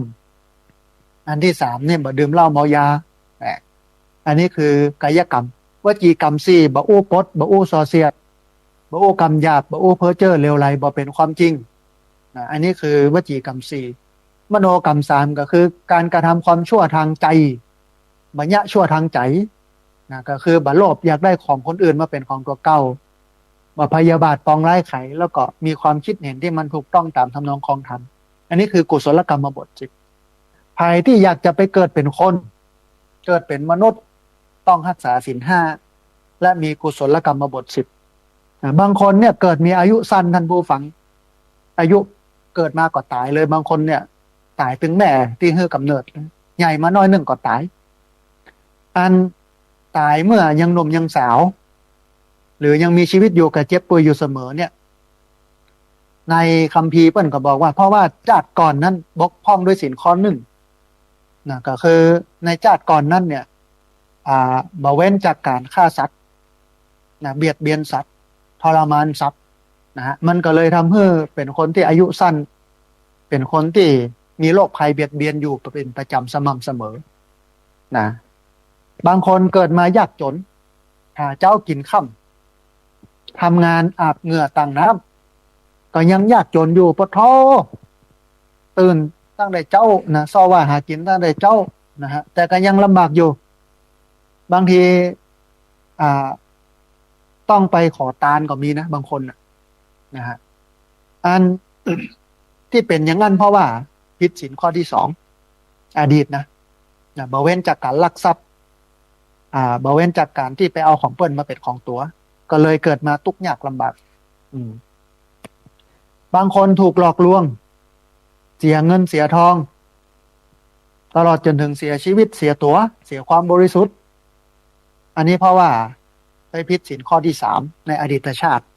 นะฮะบางคนเกิดมาถูกใส่ความต่างๆนานานะเปิ้นโอใส่ใครใส่ความนะอาตมาภาพนี่ชินกับเรื่องใส่ความ ใครจะว่าได้เขาก็ที่จริงถ้าเราเรียนโหคำสอนของพระพุทธเจ้าแล้วเนี่ยใครจะว่ายังได้มันก็เรื่องของเปิ้นนะท่านผู้ฟังเปิ้นจะว่าเขาดีก็ว่าได้เปิ้นจะว่าเขาบ่ดีเปิ้นก็ว่าได้เพราะอย่างไรก็ปากอยู่ที่เปิ้นโลเอาบ่สามารถที่จะเอามือไปอุดปากเปิ้นได้นี่เนาะก็ปล่อยเปิ้นว่าไปกะส่วนเขาจะเป็นบ่เป็นอย่างนั้นมันก็อยู่ที่เขาแต่ว่าบางคนเนี่ยถูกใส่ความต่างๆนานาเรื่องบ่ผิดก็ถูกกล่าวหาว่ามันผิดเรื่องเปิ้นว่าเรื่องบ่น้อยแปลงใส่เรื่องบ่ใหญ่แปลงเอาอีเนาะ คนเมืองบ่เก่าเพิ่นว่าอันนี้เพราะว่ามันผิดศีลข้อ4โลนะฮะเฮาอดีตชาติที่ผ่านมานี่เฮาพันผิดศีลข้อ4ชาตินี้ก็เลยถูกใส่ความนะฮะมันเพราะว่ามันขาดสัจจะวาจาที่มันเป็นสัจจะความจริงเนาะบางคนเกิดมาวิกลจริตใบ้บ้าหูหนวกตาบอดก็ว่าในอดีตชาติเนี่ยประพฤติผิดศีลข้อที่5ไปดื่มเหล้าเมายานะฮะมันก็เลยทำให้เกิดมาเป็นแบบนี้นะวิปริตนะฮะบางคนเกิดมาแล้วมีอายุยืนมีอายุยืนบ่มีโรคภัยไข้เจ็บเบียดเบียนทั้งเป็นคนร่ำรวยมั่งคั่งสมบูรณ์ด้วยทรัพย์พร้อมยศบริวารทั้งบ่มีคนใดบ่มีผู้ใดมาหลอกมาลวงมาใส่ร้ายเป็นคนที่มีสติสัมปชัญญะอยู่เสมอเพราะอย่างท่านผู้ฟังเพราะรักษาศีล5อย่างมั่นคงสมบูรณ์ศีล5เนี่ยมันเป็นพื้นฐานของมนุษย์ลูกนะฮะอยากจะเกิดเป็นคนเนี่ยต้องรักษาศีล5แต่ถ้าเอาศีล5รู้ในความเป็นคนมันก็รู้ไปตัวเพราะฉะนั้นสายที่4ทางไปเป็นมนุษย์ก็คือต้องรักษาศีล5แล้วก็กุศลกรรมบท10ถึงวันนี้คนบอกให้ไปเส้นนี้นะไป3เส้นแรกไปเป็นเพศไปด้วยความโลภไปเป็นคนผิดศีลผิดธรรมทางเส้นนี้เนี่ยทั้งที่ชาตินี้เขาเป็นคนที่มีบุญคือถ้ามีบุญก็ไม่ได้เกิดมาเป็นคนถึงวันนี้เราอ่อนเกิดน้อยนะเพราะคนมีบุญน้อย คนมันมีบุญน้อยเราอ่อนมันเกิดน้อยนะคนมีบุญมาเกิดนะฮะเฮากับเหลือก็หมู่คนเท่ากันหมดเนี่ยเพราะฉะนั้นใครที่อยากจะเกิดมาเป็นคนเกิดเป็นมนุษย์เพราะว่ามนุษย์เนี่ยแปลว่าผู้มีใจสูงลูกมนะแปลว่าใจอุสยะหรืออุจจยะนี่แปลว่าสูงผู้มีใจสูงคนนี่เป็นคนที่มีใจสูงกว่าสัตว์เดรัจฉานก็คือหูตัวหูกาลเทศะหูอย่างดีอย่างชั่วนะฮะอยากให้เกิดเป็นคนต้องรักษาศีล5นะต่างเส้นที่5ท่านผู้ฟัง ต่างไปสวรรค์ต่างไปสวรรค์อยากให้ไปสวรรค์ชั้นฟ้าอยากให้ไปเป็นเทวบุตรเทวดาเนาะจะต้องประพฤติปฏิบัติตามมหากุศล8ปฏิบัติมหากุศล8ประการนี้ ก็จะได้เกิดไปเป็นเทวบุตรเทวดาอันแรกเวลาทำบุญมันมีความดีใจมันปรารถนาให้ได้มรรคผลนิพพาน คิดทำบุญเองบ่มีไผมาจักมาจวนเพื่อทำผู้ที่ทำบุญอย่างอี้เนี่ยคือกึศเนี่ยเองทำบุญเองกินเองตานเองโดยที่มีไผมาบอกเนี่ยนะเอาเนี่ยเอาลุยไปเองเนี่ยบุญนี้มันจะได้ผลดีมาก คือบุญนี้เนี่ยผลบุญนี้เนี่ยมันสามารถจะนำเกิดเป็นมนุษย์ก็ได้นะนำไปเกิดเป็นเทวดาก็ได้ถ้าเกิดเป็นมนุษย์จะมั่งคั่งสมบูรณ์ร่ำรวยบ่อดบ่ยากบ่ทุกข์บ่ยากและมีปัญญาเยอะหากออกหากเจริญสมถกรรมฐานคือปฏิบัติกรรมฐานก็จะได้บรรลุฌานมีปฐมฌานเป็นต้นหากปฏิบัติวิปัสสนากรรมฐานก็จะได้บรรลุมรรคผลนิพพานในชาตินั้นเลยไม่ใช่ธรรมดานะการทำบุญโดยที่ไม่ต้องรอใครมาบอกโอ้ว่าเปิ้นจะทำบุญกันลุยไปเนี่ยเองเนี่ยอานิสงส์ผลบุญมันจะสูงอย่างวันที่20ที่จะถึงนี้นะท่านผู้ฟังนะเขาบ่ต้องรอใครมาบอกเนี่ยอาจารย์สาธิตบอกละว่าวันที่20นี้เปิ้นจะรอเทียนเข้าพรรษาเนอะอย่าบ่ต้องรอใครมาจวนละใครจะมาก็เรื่องของเปิ้นโลกก็เฮากินข้าวใครจะกินบ่กินเฮาก็กินนี่เนาะท่านผู้ฟังเฮาจะไปรอใครเวลาเฮาเจ็บท้องใครเข้าห้องน้ำเฮาจะไปรอใครเฮาก็เข้าคนเดียวเนาะกินข้าวเฮาก็กินคนเดียวเข้าห้องน้ำเฮาก็เข้าคนเดียวทำบุญมันก็ต้องอย่างอี้ทำเองลุยเองอันนี้คืออานิสงส์มากนะฮะอันที่สองเวลาทำบุญเนี่ยมีความดีใจปรารถนาให้ได้มรรคผลนิพพานบ่คิดทำบุญเองมีผู้ชักชวนจึงทำบุญนี้ส่งผลให้สามารถจะนำไปเกิดเป็นมนุษย์ก็ได้นำไปเกิดเป็นเทวดาก็ได้ถ้าไปเกิดเป็นมนุษย์นะจะเป็นมนุษย์ที่ร่ำรวยมั่งคั่งมีสุขจะมีปัญญาดีแต่เป็นข้อที่สองเพราะว่ายังมีคนเก่งกว่าฉลาดกว่าหากว่าเขาไปเจริญสมถกรรมฐานก็จะได้บรรลุฌานในชาตินั้นหากจะเจริญวิปัสสนากรรมฐานก็จะได้บรรลุมรรคผลนิพพานในชาตินั้นข้อที่สองนี่หมายความว่าทำบุญโดยการมีคนมาบอกบุญไปจวนคนอื่นมาจวนเฮาแล้วเฮาทำเฮาจะได้อานิสงส์เหมือนที่อูตะกี้อันที่สามเวลาทำบุญมีใจเฉยๆปรารถนาให้ได้มรรคผลนิพพานคิดทำบุญเองบ่มีไผมาชักชวนผู้ที่ทำบุญแบบเนี้ยจะสามารถนำไปเกิดเป็นมนุษย์ก็ได้นำไปเกิดเป็นเทวดาก็ได้นำไปเกิดเป็นมนุษย์ที่ร่ำรวยมั่งคั่งสมบูรณ์มั่งมีสีสุขหรือจะมีสติปัญญาเป็นระดับที่3เพราะว่ามันยังมีคนเก่งคนฉลาดกว่าเราหากเจริญสมถกรรมฐานก็จะได้ฌานหากเจริญวิปัสสนากรรมฐานก็จะได้มรรคผลนิพพานในชาตินั้นนะฮะอันนี้คือทำบุญโดยที่บ่ต้องมีคนมาชักชวนแต่ว่าบ่วือหวาอย่างนักบ่ตื่นเต้นเฉยๆกับการทำบุญข้อที่4เวลาทำบุญมีใจเฉยๆปรารถนาให้ได้มรรคผลนิพพานมีคนมาชักชวนทำบุญผู้ที่ทำบุญแบบนี้ก็จะได้ผลเป็นที่4สามารถนำไปเกิดเป็นมนุษย์ก็ได้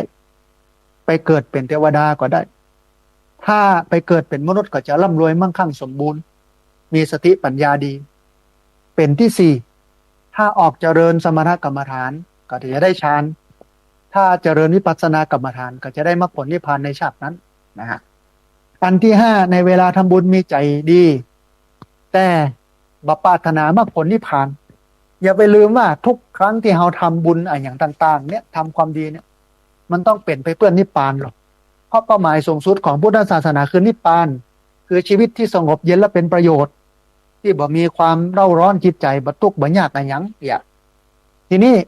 เวลาเราทำบุญแล้วเราบ่ปรารถนานิพพานมันก็มีแบบนี้นะก็คือคนทั่วไปที่บ่ฮู้อะไรหยังเลยซื้อเป็นชาวพุทธแบบในทะเบียนบ้านหรอกเป็นชาวพุทธแบบในบัตรประจำตัวประชาชนเพิ่นทำบุญก็ทำไปแต่บ่ปรารถนามรรคผลนิพพานแต่ว่าคิดทำบุญเองบ่มีไผมาชักชวนเพื่อทำบุญคนที่ทำบุญอย่างนี้นะขาดปัญญาแต่ได้ผลที่5สามารถนำไปเกิดเป็นมนุษย์ก็ได้ไปเกิดเป็นเทวดาก็ได้ไปเกิดเป็นมนุษย์เนี่ยถ้าไปเกิดเป็นมนุษย์นะจะร่ำรวยมั่งมีสีสุขแต่ขาดปัญญา คือบ่มีปัญญาที่จะได้ฌานนะขาดปัญญาที่จะได้มรรคผลนิพพานหมายความว่าถ้าเจริญอ่าสมถกรรมฐานก็จะได้แค่ฌานอาจจะไม่ได้ฌานขออภัยถ้าเจริญวิปัสสนากรรมฐานก็จะไม่ได้บรรลุมรรคผลนิพพานแต่มันจะเป็นปัจจัยเป็นเหตุเป็นปัจจัยเพื่อได้ฌานและได้มรรคผลนิพพานในชาติต่อไปนะอันเนี้ยเพราะฉะนั้นกู้ครั้งที่ทำบุญนะท่านผู้ฟังทุกครั้งที่ทำความดีเขาจะต้องปรารถนาเพื่อได้มรรคผลนิพพานนะไม่ใช่ว่าขอเพื่อถูกหวยร่ำรวยมีเงินทองมีสุขภาพแข็งแรงอันนั้นมันเป็นขั้นพื้นฐานแต่ว่าที่มันเป็นสูงสุดเป็นปลายยอดของพุทธศาสนานี่คือปรารถนามรรคผลนิพพานเขาทำบุญกูอย่างเขาปรารถนามรรคผลนิพพานมันก็จะเป็นเหตุเป็นปัจจัยเพื่อนำไปสู่การเข้าถึงมรรคผลนิพพานนะฮะอันที่หกเวลาทำบุญมีความดีใจแต่บ่ปรารถนามรรคผลนิพพานมีผู้ชักชวนจึงทำบุญไม่ใช่ออกใจเนี่ยคนเดียวนะ มีคนชวนถึงทำผู้ที่ทำบุญอย่างนี้ขาดปัญญาได้ผลเป็นที่หกคือสามารถไปเกิดเป็นมนุษย์ก็ได้ไปเกิดเป็นเทวดาก็ได้ถ้าไปเกิดเป็นมนุษย์ก็จะร่ำรวยมั่งคั่งสมบูรณ์มั่งมีสีสุขแต่ขาดปัญญา คือบ่มีปัญญาที่จะได้ฌานที่จะได้มรรคผลนิพพานในชาตินั้นแต่จะเป็นปัจจัยเป็นเหตุเป็นปัจจัยเพื่อได้มรรคผลนิพพานหรือฌานในชาติต่อๆไปอันที่เจ็ดเวลาทำบุญมีใจเฉยๆบ่ปรารถนามรรคผลนิพพานอะไรอย่างแต่ว่าทำบุญเองบ่มีไผมาจักจวนทำบุญผู้ที่ทำบุญอย่างนี้ได้ผลเป็นที่เจ็ดคือขาดปัญญาแต่สามารถนำไปเกิดเป็นมนุษย์ก็ได้ไปเกิดเป็นเทวดาก็ได้ถ้าเกิดเป็นมนุษย์ก็จะร่ำรวยมั่งมีสีสุขแต่บ่มีปัญญาพอที่จะได้บรรลุมรรคผลนิพพานบรรลุฌานในชาตินั้นแต่มันก็จะเป็นเหตุเป็นปัจจัยเพื่อบรรลุฌานแล้วก็ได้มรรคผลนิพพานในชาติต่อไปอันสุดท้ายเวลาทำบุญมีใจเฉยๆบ่ปรารถนานิพพานมีผู้ชักชวนทำบุญผู้ทำบุญอย่างนี้เนี่ยได้ผลเป็นที่แปดคือสามารถนำไปเกิดเป็นเทวดาก็ได้เป็นมนุษย์ก็ได้ถ้าเกิดเป็นมนุษย์ก็จะมั่งมีสีสุขร่ำรวยบ่อดบ่ยากบ่ตุกบ่ยากแต่จะขาดปัญญาที่จะนำเพื่อได้ฌานที่จะนำมาเพื่อได้ฌานที่จะนำมาเพื่อได้มรรคผลนิพพานในชาตินั้นแต่มันจะเป็นเหตุเป็นปัจจัยเพื่อเราได้มรรคผลนิพพานหรือได้ฌานในชาติต่อๆไปใครใครเป็นมนุษย์ต้องรักษาในเรื่องของอันไม่ใช่ใครไปสวรรค์ใครไปสวรรค์ใครไปเมืองสวรรค์นะฮะต้องปฏิบัติมหากุศล8ประการที่ว่ามาตะกี้นะฮะอันนี้คือสายที่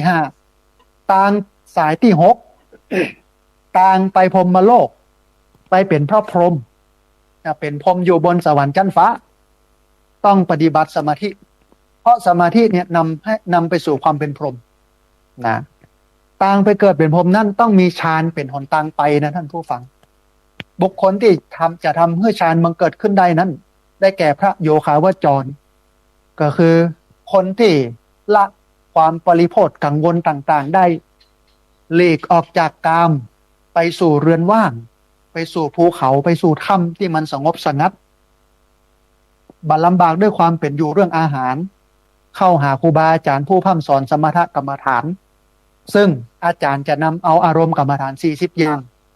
ก็คือกสิน10อนุสติ10อสุภะ10พรหมวิหาร4อาหาเรปฏิกูลสัญญา1จตุธาตุววัฏฐาน1แล้วก็อรูปฌาน4ถ้าปฏิบัติตามกรรมฐาน40ประการนี้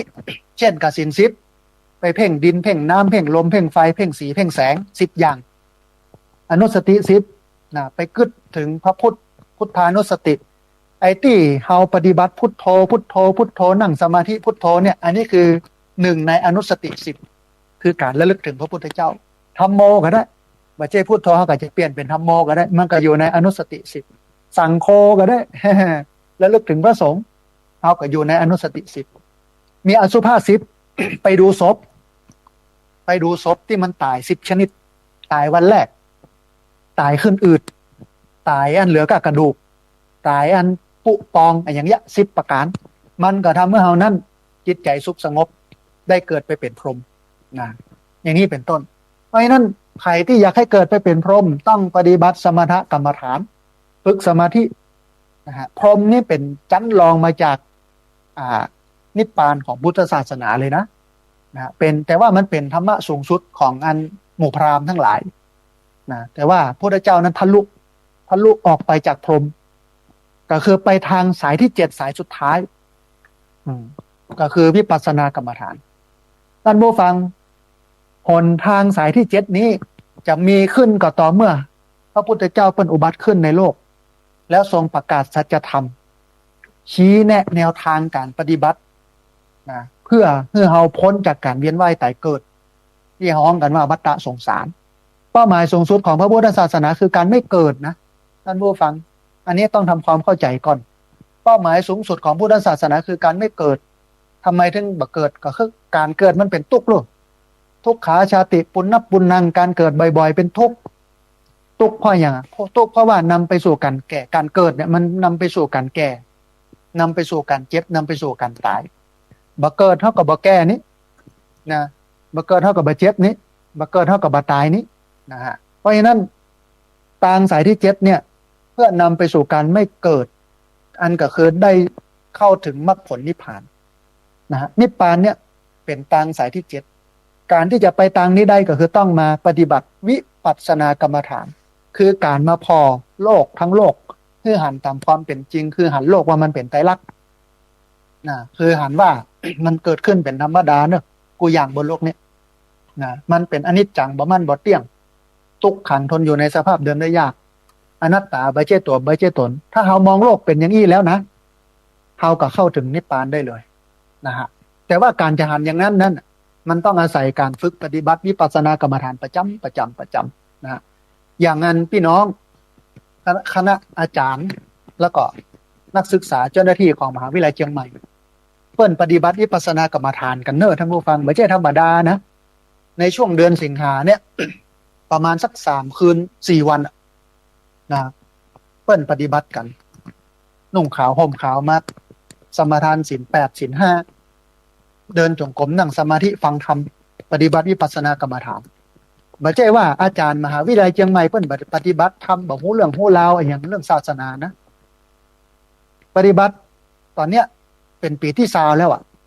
นะฮะปีแรกปี2549ที่วัดลำเปิงตอนนั้นอาตมาภาพอยู่หั่นพอดีนะก็ฝึก สอนเปิ้นก็เอาเป็นอาจารย์ประจำสอนวิปัสสนากรรมฐานให้กับอาจารย์มหาวิทยาลัยเชียงใหม่มาจนถึงปีนี้เป็นปีที่20แล้วนะอาตมาภาพนี่สอนกรรมฐานโดยเฉพาะวิปัสสนากรรมฐานให้กับคณาจารย์เจ้าหน้าที่นักศึกษามหาวิทยาลัยเชียงใหม่มา20 ปีแล้วนะญาติโยมก็เฮามัวกะกินกะตานเนาะเฮามัวกะมาลองต้องแต่งอยู่ตั้งปลายตั้งขอบพุ่นบ่ได้เข้าถึงมรรคผลนิพพานก็เพิ่นแต่ว่ามหาวิทยาลัยเชียงใหม่เนี่ยบุคลากรเปิ้นก้าวหน้านะเปิ้นปฏิบัติวิปัสสนากรรมฐานทางที่ดีที่สุดทางที่พระพุทธเจ้าสรรเสริญคือทางสายที่7คือการปฏิบัติวิปัสสนากรรมฐานท่านผู้ฟังที่จริงอาตมาภาพตั้งใจให้ที่พักสงฆ์สถาบันธรรมาภิวัตน์เนี่ยเป็นสถานที่ฝึกกรรมฐานแต่มันก็ใช้เวลาเนาะในการสร้างการแปลงนะฮะมันก็ต้องใช้เวลาเหมือนในกว่าจะสร้างแปลงแล้วเมื่อคนมาปฏิบัติแต่ว่าระหว่างที่สร้างที่แปลงเนี่ยอาตมาภาพก็ทำโรงเรียนผู้สูงอายุขึ้นเอาละอ่อนมาอบรมสอนมาสนับสนุนเรื่องการเกษตร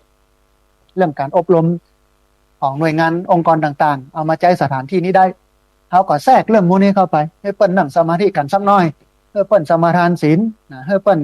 มีสุขสงบมีความสุขสงบทางใจมันก็ได้ประมาณนี้ก็ถือว่าดีที่สุดแล้วนะฮะแต่ถ้าจะดีมากกว่านั้นเนี่ยมันก็จะต้องมาปฏิบัติวิปัสสนากรรมฐานซึ่งเป็นยอดของพุทธศาสนาเป็นเป้าหมายของพุทธศาสนาก็แล้วกันนะฮะท่านผู้ฟังขณะนี้ท่านผู้ฟังกำลังติดตามรับฟังรายการธรรมาภิวัตน์อันเป็นรายการวิทยุเพื่อการเผยแผ่พระพุทธศาสนาส่งเสริมการศึกษาและพัฒนาสังคมรายการนี้รับผิดชอบโดยอาตมาภาพพระสาธิตธีระปัญโยประธานมูลนิธิธีระปัญโย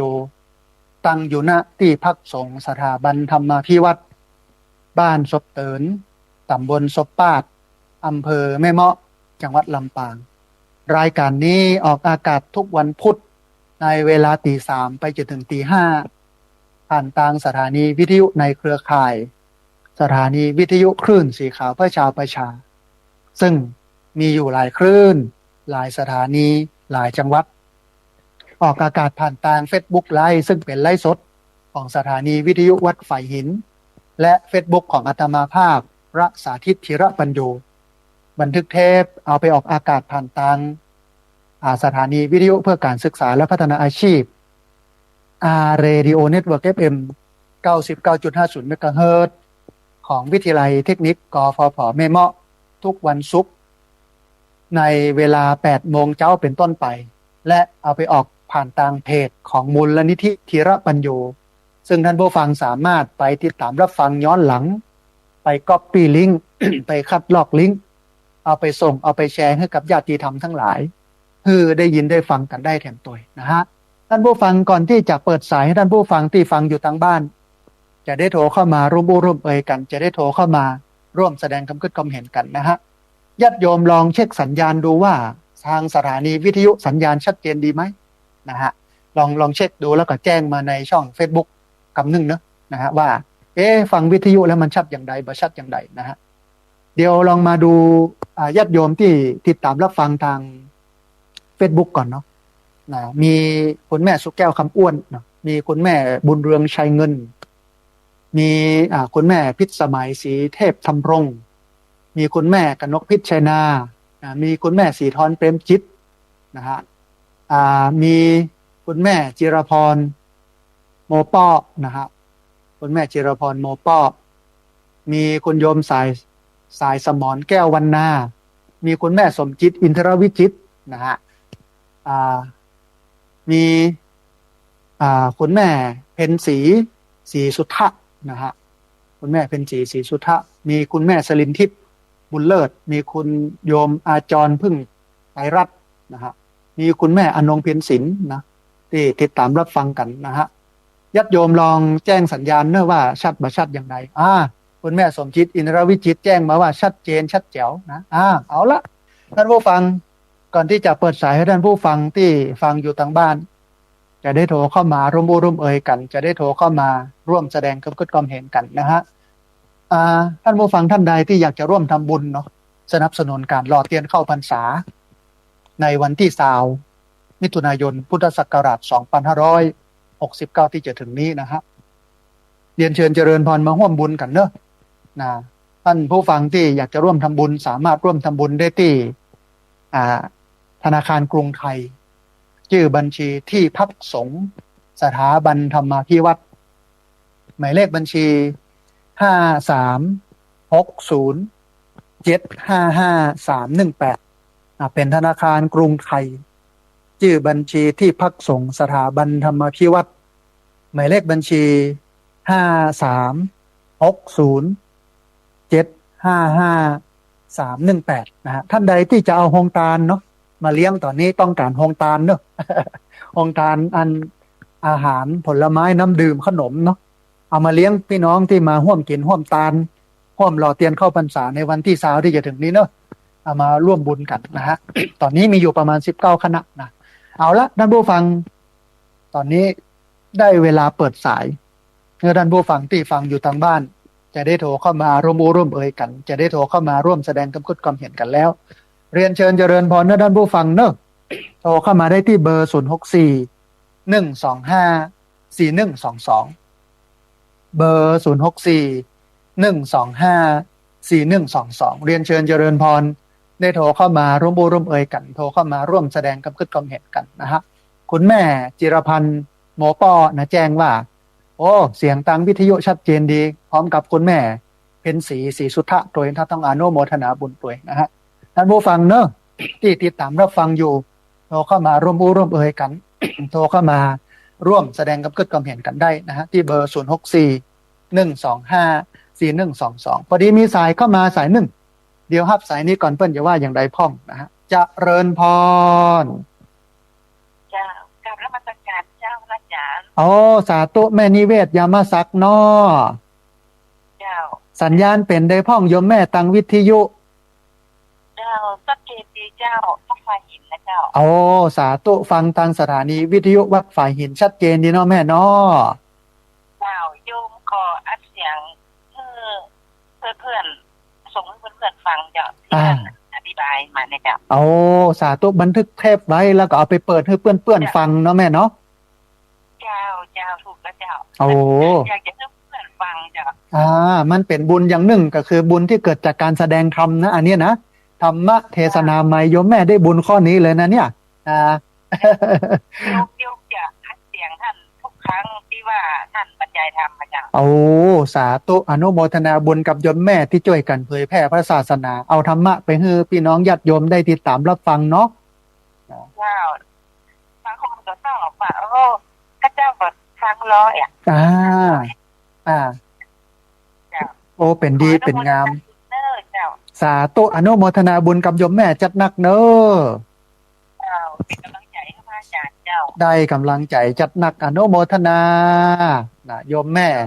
อันฟังตลอดนะโยมแม่นิเวศยามาซักโทรเข้ามาเป็นสายแรกเรียนเชิญเจริญพรนะพี่น้องเนอะเวลาเหลือแหมอยู่ประมาณสัก3 นาทีนะที่เบอร์0641254122เบอร์0641254122พอดีมีสายเข้ามาแหมสายหนึ่งเดี๋ยวฮับสายนี้ก่อนเปิ้ลจะว่าอย่างใดพ่องนะฮะเจริญพรโอ้สาธุอันโยมแม่คำนวณเจ้าซ้อนเมืองปานลำปางเนาะเจ้าสักเจนดีเนอร์เจ้าสักเจนดีโอ้สาธุที่อันเจ้าซ้อนเป็นได้พ่องฝนตกพ่องก่อโยมแม่ต้องไม่น้อยนะเจ้าหมอกสวยเนี่ยหมอกสวยๆนะแต่ว่านี่แม่หมอกปดเท่าแหงขนาดนักถึงฝนถึงลมแต่ว่านี่นะแต่ก็พออยู่กันได้นะบอกมีฟ้าบอกก็มีฟ้ามีฝนต่อใดเนาะแม่เนาะเจ้าอายุเจ้าโอ้กะม่วนเหมือนกันขอให้วันที่3นี่บ่ตกนะเดี๋ยวถ้าตกก็เฮได้เฮนั้นเนาะอยู่ใต้ฟ้าเนาะแม่เนาะบอกกลัวมันหนักฝนนะอยู่ใต้ฟ้าจะไปกลัวอะไรกับฝนนี่เนาะแต่เฮาก็เอาจ้องมาเห็นน้อยเนอะอย่างน้อยก็จะได้อันอยู่ในจ้องในร่มจะได้ปลอดภัยแบบฝนจะมาตกใส่จะมาเป็นวัดเป็นไอเนาะแม่เนาะนะโอ้สาธุอนุโมทนาบุญกับคุณแม่คำนวณเนอะสาธุเจริญพรนะแม่คำนวณแจ้ซ้อนเมืองปานลำปางนะโทรเข้ามาบอกว่าสัญญาณชัดแจ๋วต้องอนุโมทนาบุญตัวพี่น้องญาติโยมเรียนเชิญเจริญพรเนอะที่เบอร์0641254122เบอร์0641254122พอดีมีสายเข้ามาสายหนึ่งเดี๋ยวครับสายนี้ก่อนเปิ้ลจะว่าอย่างใดพ่องนะฮะเจริญพรสาธุจำได้แล้วแม่เพนสู้ชีวิตอันสัญญาณเป็นได้พ่องแม่วันนี้ฟังตังสถานีวิทยุบ้านห้วยต่องซักเนาะแม่เนาะโอ้สาธุอนุโมทนาบุญกับโยมแม่เพนเนอะสาธุเจริญพรแม่เพนคนสู้ชีวิตได้ร่วมทำบุญแห่งน้ำ10 แพ็คเอามาออกโครงตาลเดี๋ยวจะได้จดออนไลน์ใหม่เอาชื่อโยมแม่ก่อนต้องอนุโมทนาบุญที่จริงน้ำดื่มก็สำคัญนะตอนนี้ก็พยายามจะระดมทุนแล้วก็เดี๋ยวจะไปซื้อน้ำดื่มเพื่อมาเลี้ยงญาติโยมนะแต่ว่าถ้าญาติโยมสามารถร่วมทำบุญเป็นน้ำดื่มมาได้เนี่ยก็เป็นกุศลเพิ่นว่านะคนบ่เก่าอันนี้แบบมีในตำราพุทธนะแต่ว่าคนบ่เก่าเพิ่นว่าตาลน้ำได้เป็นเศรษฐีตาลแว่นตาลหวีได้เป็นจังซอเพิ่นว่าอย่างนั้นเพราะฉะนั้นให้แค่เป็นเศรษฐีเนี่ยเอาน้ำมาตาลเนอะท่านผู้ฟังเนอะนะฮะเรียนเชิญเจริญพรนะพี่น้องเนอะที่เบอร์0641254122เบอร์0641254122พี่น้องที่ติดตามรับฟังอยู่ไม่ว่าจะเป็นเชียงใหม่ลำพูนลำปางแพร่น่านพะเยาเชียงรายแม่ฮ่องสอนฟังอยู่ฟังจาก Facebook เนาะของวัดฝ่ายหินหรือของอาตมาภาพพระสาธิตธิระปัญโยทั่วประเทศทั่วโลกโทรเข้ามาได้เนอะที่เบอร์0641254122เบอร์0641254122 4122วันนี้อู้2เรื่องนะฮะเรื่องแรกก็คือคาถาพระเจ้าสิบชาตินะเตชะสุเนมะคูจนะวิเวอู้ไปละแต่ว่าบัจใจเป็นคาถามาข้ามศักดิ์สิทธิ์บัจใจเป็นคาถาอยู่รอดปลอดภัยมหานิยมนู่นนี่นั่นนะแต่มันเป็นตัวย่อของพระเจ้าสิบชาติก็เรื่องที่2คือทางไป7 สายเอาก็เลือกไปเตอะจะไปทางใดเนาะพอดีมีสายเข้ามาสายหนึ่งเดี๋ยวครับสายนี้ก่อนเปิ้ลอย่าว่าอย่างใดพ้องนะฮะจะเริญพรโอ้สาธุแม่น้อยกัดนัดเนาะสาธุโอ้อนุโมทนาบุญโยมแม่วันนี้มีอะไรอย่างจะฝากกันพ้องเรื่องข้าวเรื่องเครือมีพ้องกอเจริญพรเจิญเลยรถแฮมสิบบ้านงานหล่อเด็กเก่าปีสิบเก่าเดินนายจักเป็นเจ้าภาพคนหอวิรายสาธุโดยไปขอได้บุญเก่าการทำบุญการพอมีเกเท่าตามศรัทธาเจ้าเท่าได้ก็ได้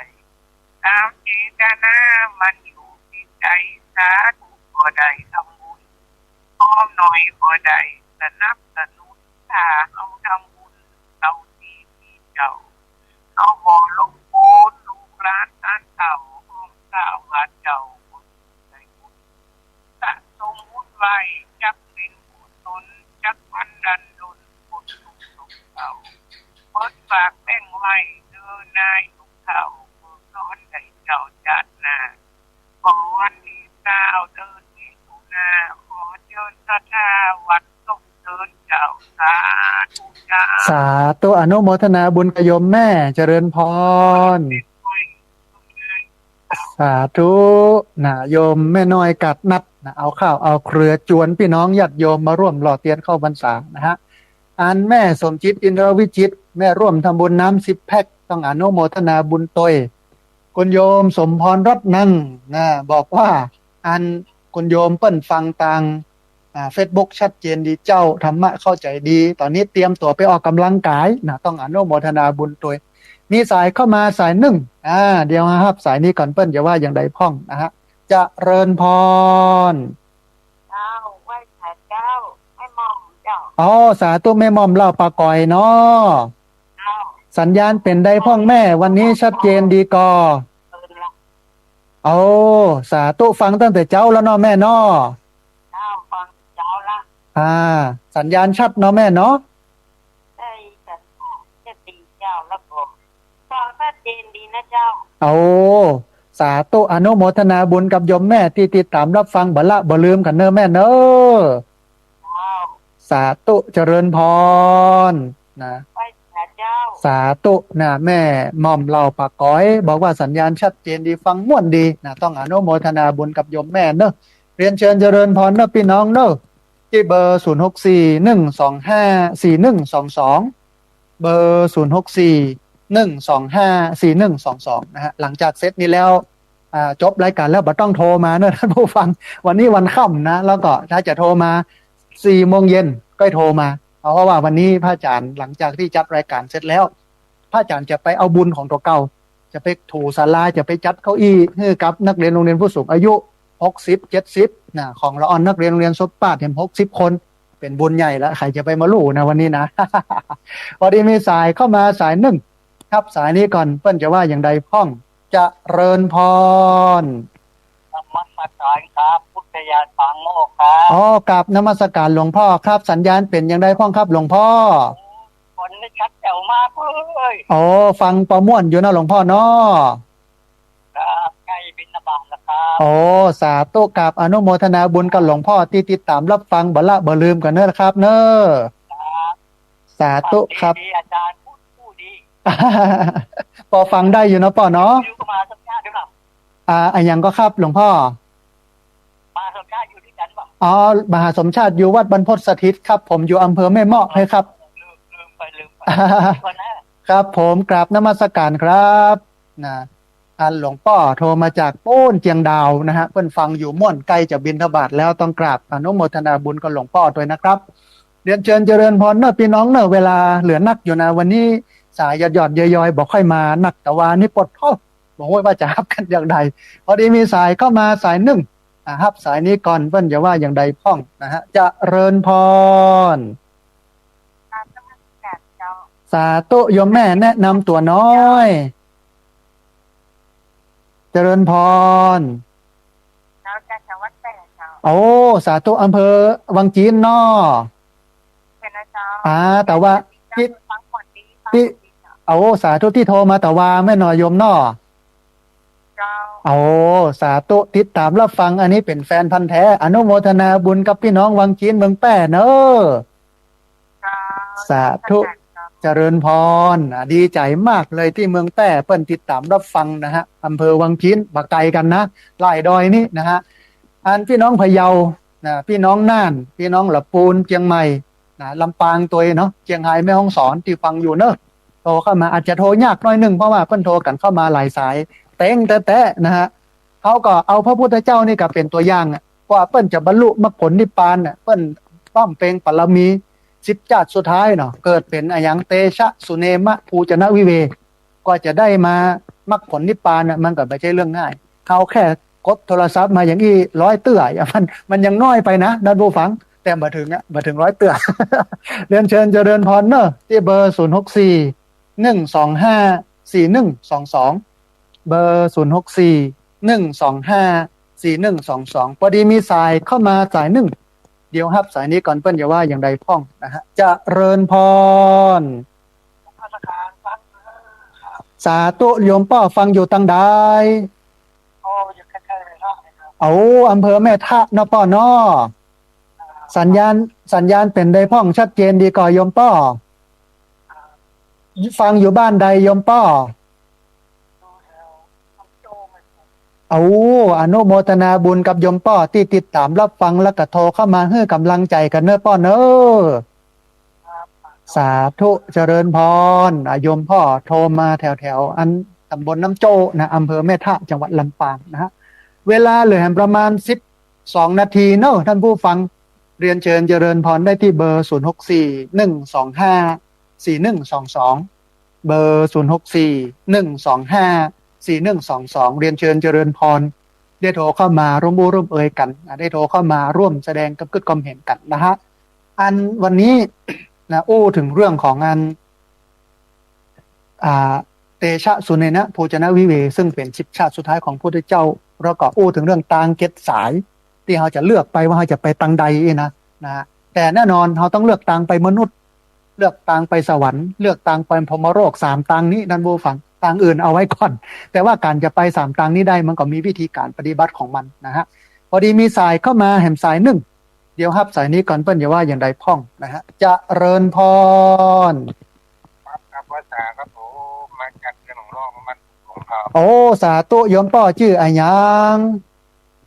พ่อหลวงสมบัติครับป้อหลวงสมบัติเวียงหนองร่องเนาะป้อหลวงเนาะ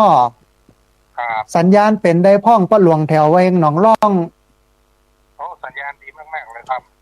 อนุโมทนาบุญกับป้อหลวงที่ติดตามรับฟังแล้วก็โทรเข้ามาให้กำลังใจกันเนอะวันนั้นดงหลวงใน7 กันก่อนเด้อจะมา7 กันเนาะป้อหลวงเนาะนะข่าวรถเต็มหมดแล้ว7 กันสาธุแล้วก็เจริญพรไปตั้งพี่น้องบ้านหลวงเนอะมาปะกันในวันที่20เนาะครับผมเริ่มรอกี่โมงเลยครับ9 โมงโยมป้อคือตอนเช้าตั้งแต่9 โมงไปจนถึงงานเที่ยงเนี่ยเป็นการรอเตียนเลยแล้วก็ฟังซอกันไปตาลแต่บ่ายโมงตรงโยมป้อครับผมบ่ต้องฟังมาสบายเนอะป้อเนอะนะสาธุเจริญพรโยมพ่อหลวงบ้านดงหลวงนะฮะเตรียมรถไว้แล้ว7-8 กันต้องอนุโมทนาบุญกับพี่น้องเนอะท่านผู้ฟังเวลาเหลือ7 นาทีเนอะเรียนเชิญเจริญพรที่เบอร์064 125 4122เบอร์064 125 4122โยมแม่สมจิตอินทรวิจิตบอกว่าโอนสตังค์ไปแล้วพระอาจารย์ได้ครับก็อันนี้บอกหู เพราะว่ามันเป็นบัญชีของที่พักสงฆ์มันบ่ขึ้นโทรศัพท์มันบ่แจ้งต้องไปปรับเอานะเดี๋ยวสักวัน2 วันเนี่ยรอวันศุกร์ก่อนจะไปปรับเนอะโยมแม่ คือระเบียบของที่พักสงฆ์เนี่ยอาตมาภาพวางไว้ให้มันทุกครั้งที่เงินเข้าเงินออกจะเข้าบัญชีมันง่ายเช็คสเตทเมนต์ง่ายแล้วก็ในการใช้เนี่ยต้องมีบินมาแลก ต้องมีใบสำคัญรับเงินนะกี่บาทกี่สตางค์ท่านเหลือใจเอามาเบิกแล้วเช่นเบิกมา10,000ซื้อ7,000เนี่ยเหลือแหม3,000ก็จะต้องเอามาคืนนี่คือระเบียบของที่พักสงฆ์ที่นี่นะฮะค่อนข้างจะเข้มน้อยเรื่องการเงินพอดีมีสายเข้ามาแหมสายหนึ่งเดี๋ยวฮับสายนี้ก่อนเปิ้ลจะว่าอย่างใดพ้องนะฮะจะเริญพรไม่สาธารณสาธุโยมแม่สัญญาณเป็นใดพ้องบางทีมันดังแบบที่เสียงรถไฟไม่เข้าอ๋อสดใสไว้เนี่ยฟังม่วนดีเนาะแม่เนาะโอ้เสียงใหม่อยู่แถวใดโยมแม่อยู่ตังใดอ๋อได้มาก็โยมแม่วันที่20โยมแม่ได้มาก็วันที่20โยมแม่ฮัลโหลตั้งแต่แล้วโอ้แบบ อ๋อเคยมาแล้วเนาะแม่เนาะอ๋อสาธุอนุโมทนาบุญกับโยมแม่ที่โทรเข้ามาให้กำลังใจกันเนอะไม่จะทำบุญนะแล้วเสียฟ้ามันคุณลุงยอมไปไม่ได้ทำบุญวันไหนน้องวันเก้าวันที่19เนาะนะมาก่อน1 วันเนาะแม่เนาะนะไม่จะฝากทำบุญไปนะเจ้าได้แม่ได้อนุโมทนาบุญกับแม่จัดหนักเนอะสาธุโยมแม่นะสาธุเจริญพรนะโยมแม่บ่ได้มาแต่ว่าฝากร่วมทำบุญมาต้องอนุโมทนาฮะได้บุญเต็มเหมือนกันอยู่ที่บ้านบ่ได้มาบ่ได้หอมยกมือขึ้นท่วมหัวสาธุอนุโมทนาอันนี้ได้บุญจากการชื่นชมยินดีในการทำความดีของคนอื่นบุญก็ได้เนี่ยนะฮะทำก็ได้เพิ่มแหมมาก็ได้เพิ่มแหมนะมันมี3 ระดับหรอก1อนุโมทนา2ทำนะแล้วก็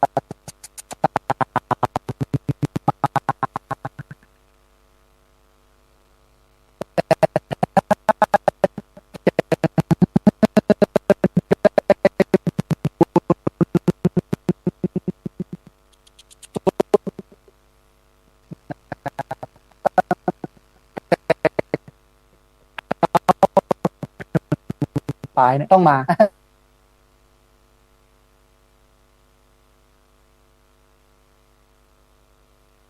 ได้หอมแต่อนุโมทนาอาจจะได้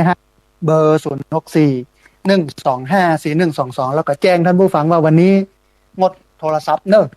จะโทรเข้ามาแหมกำหนึ่งเนี่ยจะแจ้งเรื่องอะไรอย่างใดเนี่ยประมาณสัก4 โมงไม่แรงละเพราะว่าวันนี้งานหนักหลังจากนี้ไปเนี่ยบ่ได้ยั้งนะ อย่าไปเนี่ยบุญของธรรมภาพนะไปกอดไปเพี้ยวไปจะโต๊ะเก้าอี้ตอนรับคนที่จะมาอบรมปุ๊นะ130ท่านผู้ฟังนะเต็มวัดยับๆมาวันนี้นะญาติโยมที่มาร่วมสร้างตั้งแต่แรกเนาะตั้งแต่สมัยมีห้องน้ำ2 ห้องกุฏิ2 หลังนะมีอย่างเลยนะญาติโยมที่มากันกับท่านอาจารย์พระครูอภิวัฒนวิกรมนะตั้งแต่แรกๆจนเราจนถึงคณะครูบาอาจารย์ต่างๆเนี่ยถ้ามาครั้งเนี้ยก็คงจะเห็นการเปลี่ยนแปลงขึ้นเยอะนะฮะตอนนี้ได้สร้างได้แปลงอย่างขึ้นมานักแล้วก็รองรับผู้คนที่มาใช้ประโยชน์ได้หลายอันนี้ต้องขอบคุณกับพี่น้องเนาะขึ้นสีขาววัดนี้ที่พักสงฆ์แห่งนี้เนี่ยส่วนใหญ่นะ70-80%เนี่ยสำเร็จเสร็จสิ้นได้ด้วยบุญของพี่น้องทั้งหลายที่ร่วมกันทำนี่เป็นบุญอย่างหนึ่งเขาก็เอาบุญเนี่ยนะมาเป็นที่ระลึกในใจให้มันจื่นอกเย็นใจเนาะมีคุณโยมนพพลชยาเข้ามาติดตามรับฟังต้องอนุโมทนาบุญกับคุณโยมนพพลชยาตัวเนาะนะฮะเอาละท่านผู้ฟังเหลือแปลพอเวลาแล้วเวลาเหลือน้อยเดียวนะในรายการธรรมาภิวัตน์วันนี้อาตมาภาพนะอาจจะต้องเอารายการนี้จากลาท่านผู้ฟังทั้งหลายไปก่อนแต่อย่าลืมเนอะท่านผู้ฟังท่านใดที่อยากจะเอาหงตาลออกมาเลี้ยงบรรดาญาติโยมมากินมาตานกันก็เจริญพรเนอะอาหารขนมผลไม้น้ำดื่มเนาะเอามาเลี้ยงกันนะฮะแล้วก็ท่านใดที่อยากจะร่วมทำบุญสมทบทุนในการหล่อเตียนเข้าพรรษาซึ่งใช้ทุนสูงในการจัดแจงสถานที่ในการเตรียมเรื่องโน่นนี่นั่นหลายอย่างเนาะก็เรียนเชิญเจริญพรได้มาร่วมบุญกันได้ที่ธนาคารกรุงไทยชื่อบัญชีที่พักสงฆ์สถาบันธรรมาภิวัตรหมายเลขบัญชี53607555318เป็นธนาคารกรุงไทยชื่อบัญชีที่พักสงฆ์สถาบันธรรมาภิวัตรหมายเลขบัญชี53607555318นะฮะเอาละท่านผู้ฟังวันนี้ อาตมาภาพขอเอารายการธรรมาภิวัตรจากลาท่านผู้ฟังทั้งหลายไปก่อนเราจะปะกันแฮมไมเนอร์ทุกวันเสาร์วันอาทิตย์ในเวลา 8 โมงถึง 9 โมงทุกวันอังคารในเวลาตี 4ไปจนถึง 6 โมงแม่เจ้า ทุกวันพุธตี 3ขออภัยตี 3ถึงตี 5วันนี้เวลาของรายการหมดลงแล้วต้องกราบขอบพระคุณครูบาอาจารย์พระเถรานุเถระครูบาสังฆะที่เคารพอย่างสูงทุกรูปอนุโมทนาบุญกับเจ้าของเครื่องเจ้าของสถานีและเจ้าหน้าที่ที่ดูแลการออกอากาศการส่งกระจายเสียงที่เอาธรรมะดีๆแบบนี้มาให้ญาติโยมทั้งหลายได้ติดตามรับฟังอนุโมทนาบุญกับญาติโยมทุกคนทุกท่านที่ติดตามรับฟัง ทุกคนทุกท่านที่โทรเข้ามาแล้วก็ต้องขออภัยกับญาติโยมที่โทรเข้ามาแล้วบัดติดโทรเข้ามาแล้วบัดได้รับสายนะวันนี้สัพพะพุทธานุภาเวนะ ด้วยเดชเดชะอนุภาพของพระพุทธเจ้าสัพพะธรรมานุภาเวนะด้วยเดชเดชะอนุภาพของพระธรรมเจ้าสัพพะสังฆานุภาเวนะด้วยเดชเดชะอนุภาพของพระสังฆเจ้าศรัทธาสุทธีพระวันตุเตขอความสุขความเจริญในธรรมจงบังเกิดมีแด่บรรดาศรัทธาสาธุชนทุกคนทุกท่านตลอดการเป็นนิจเทินจะเริญพร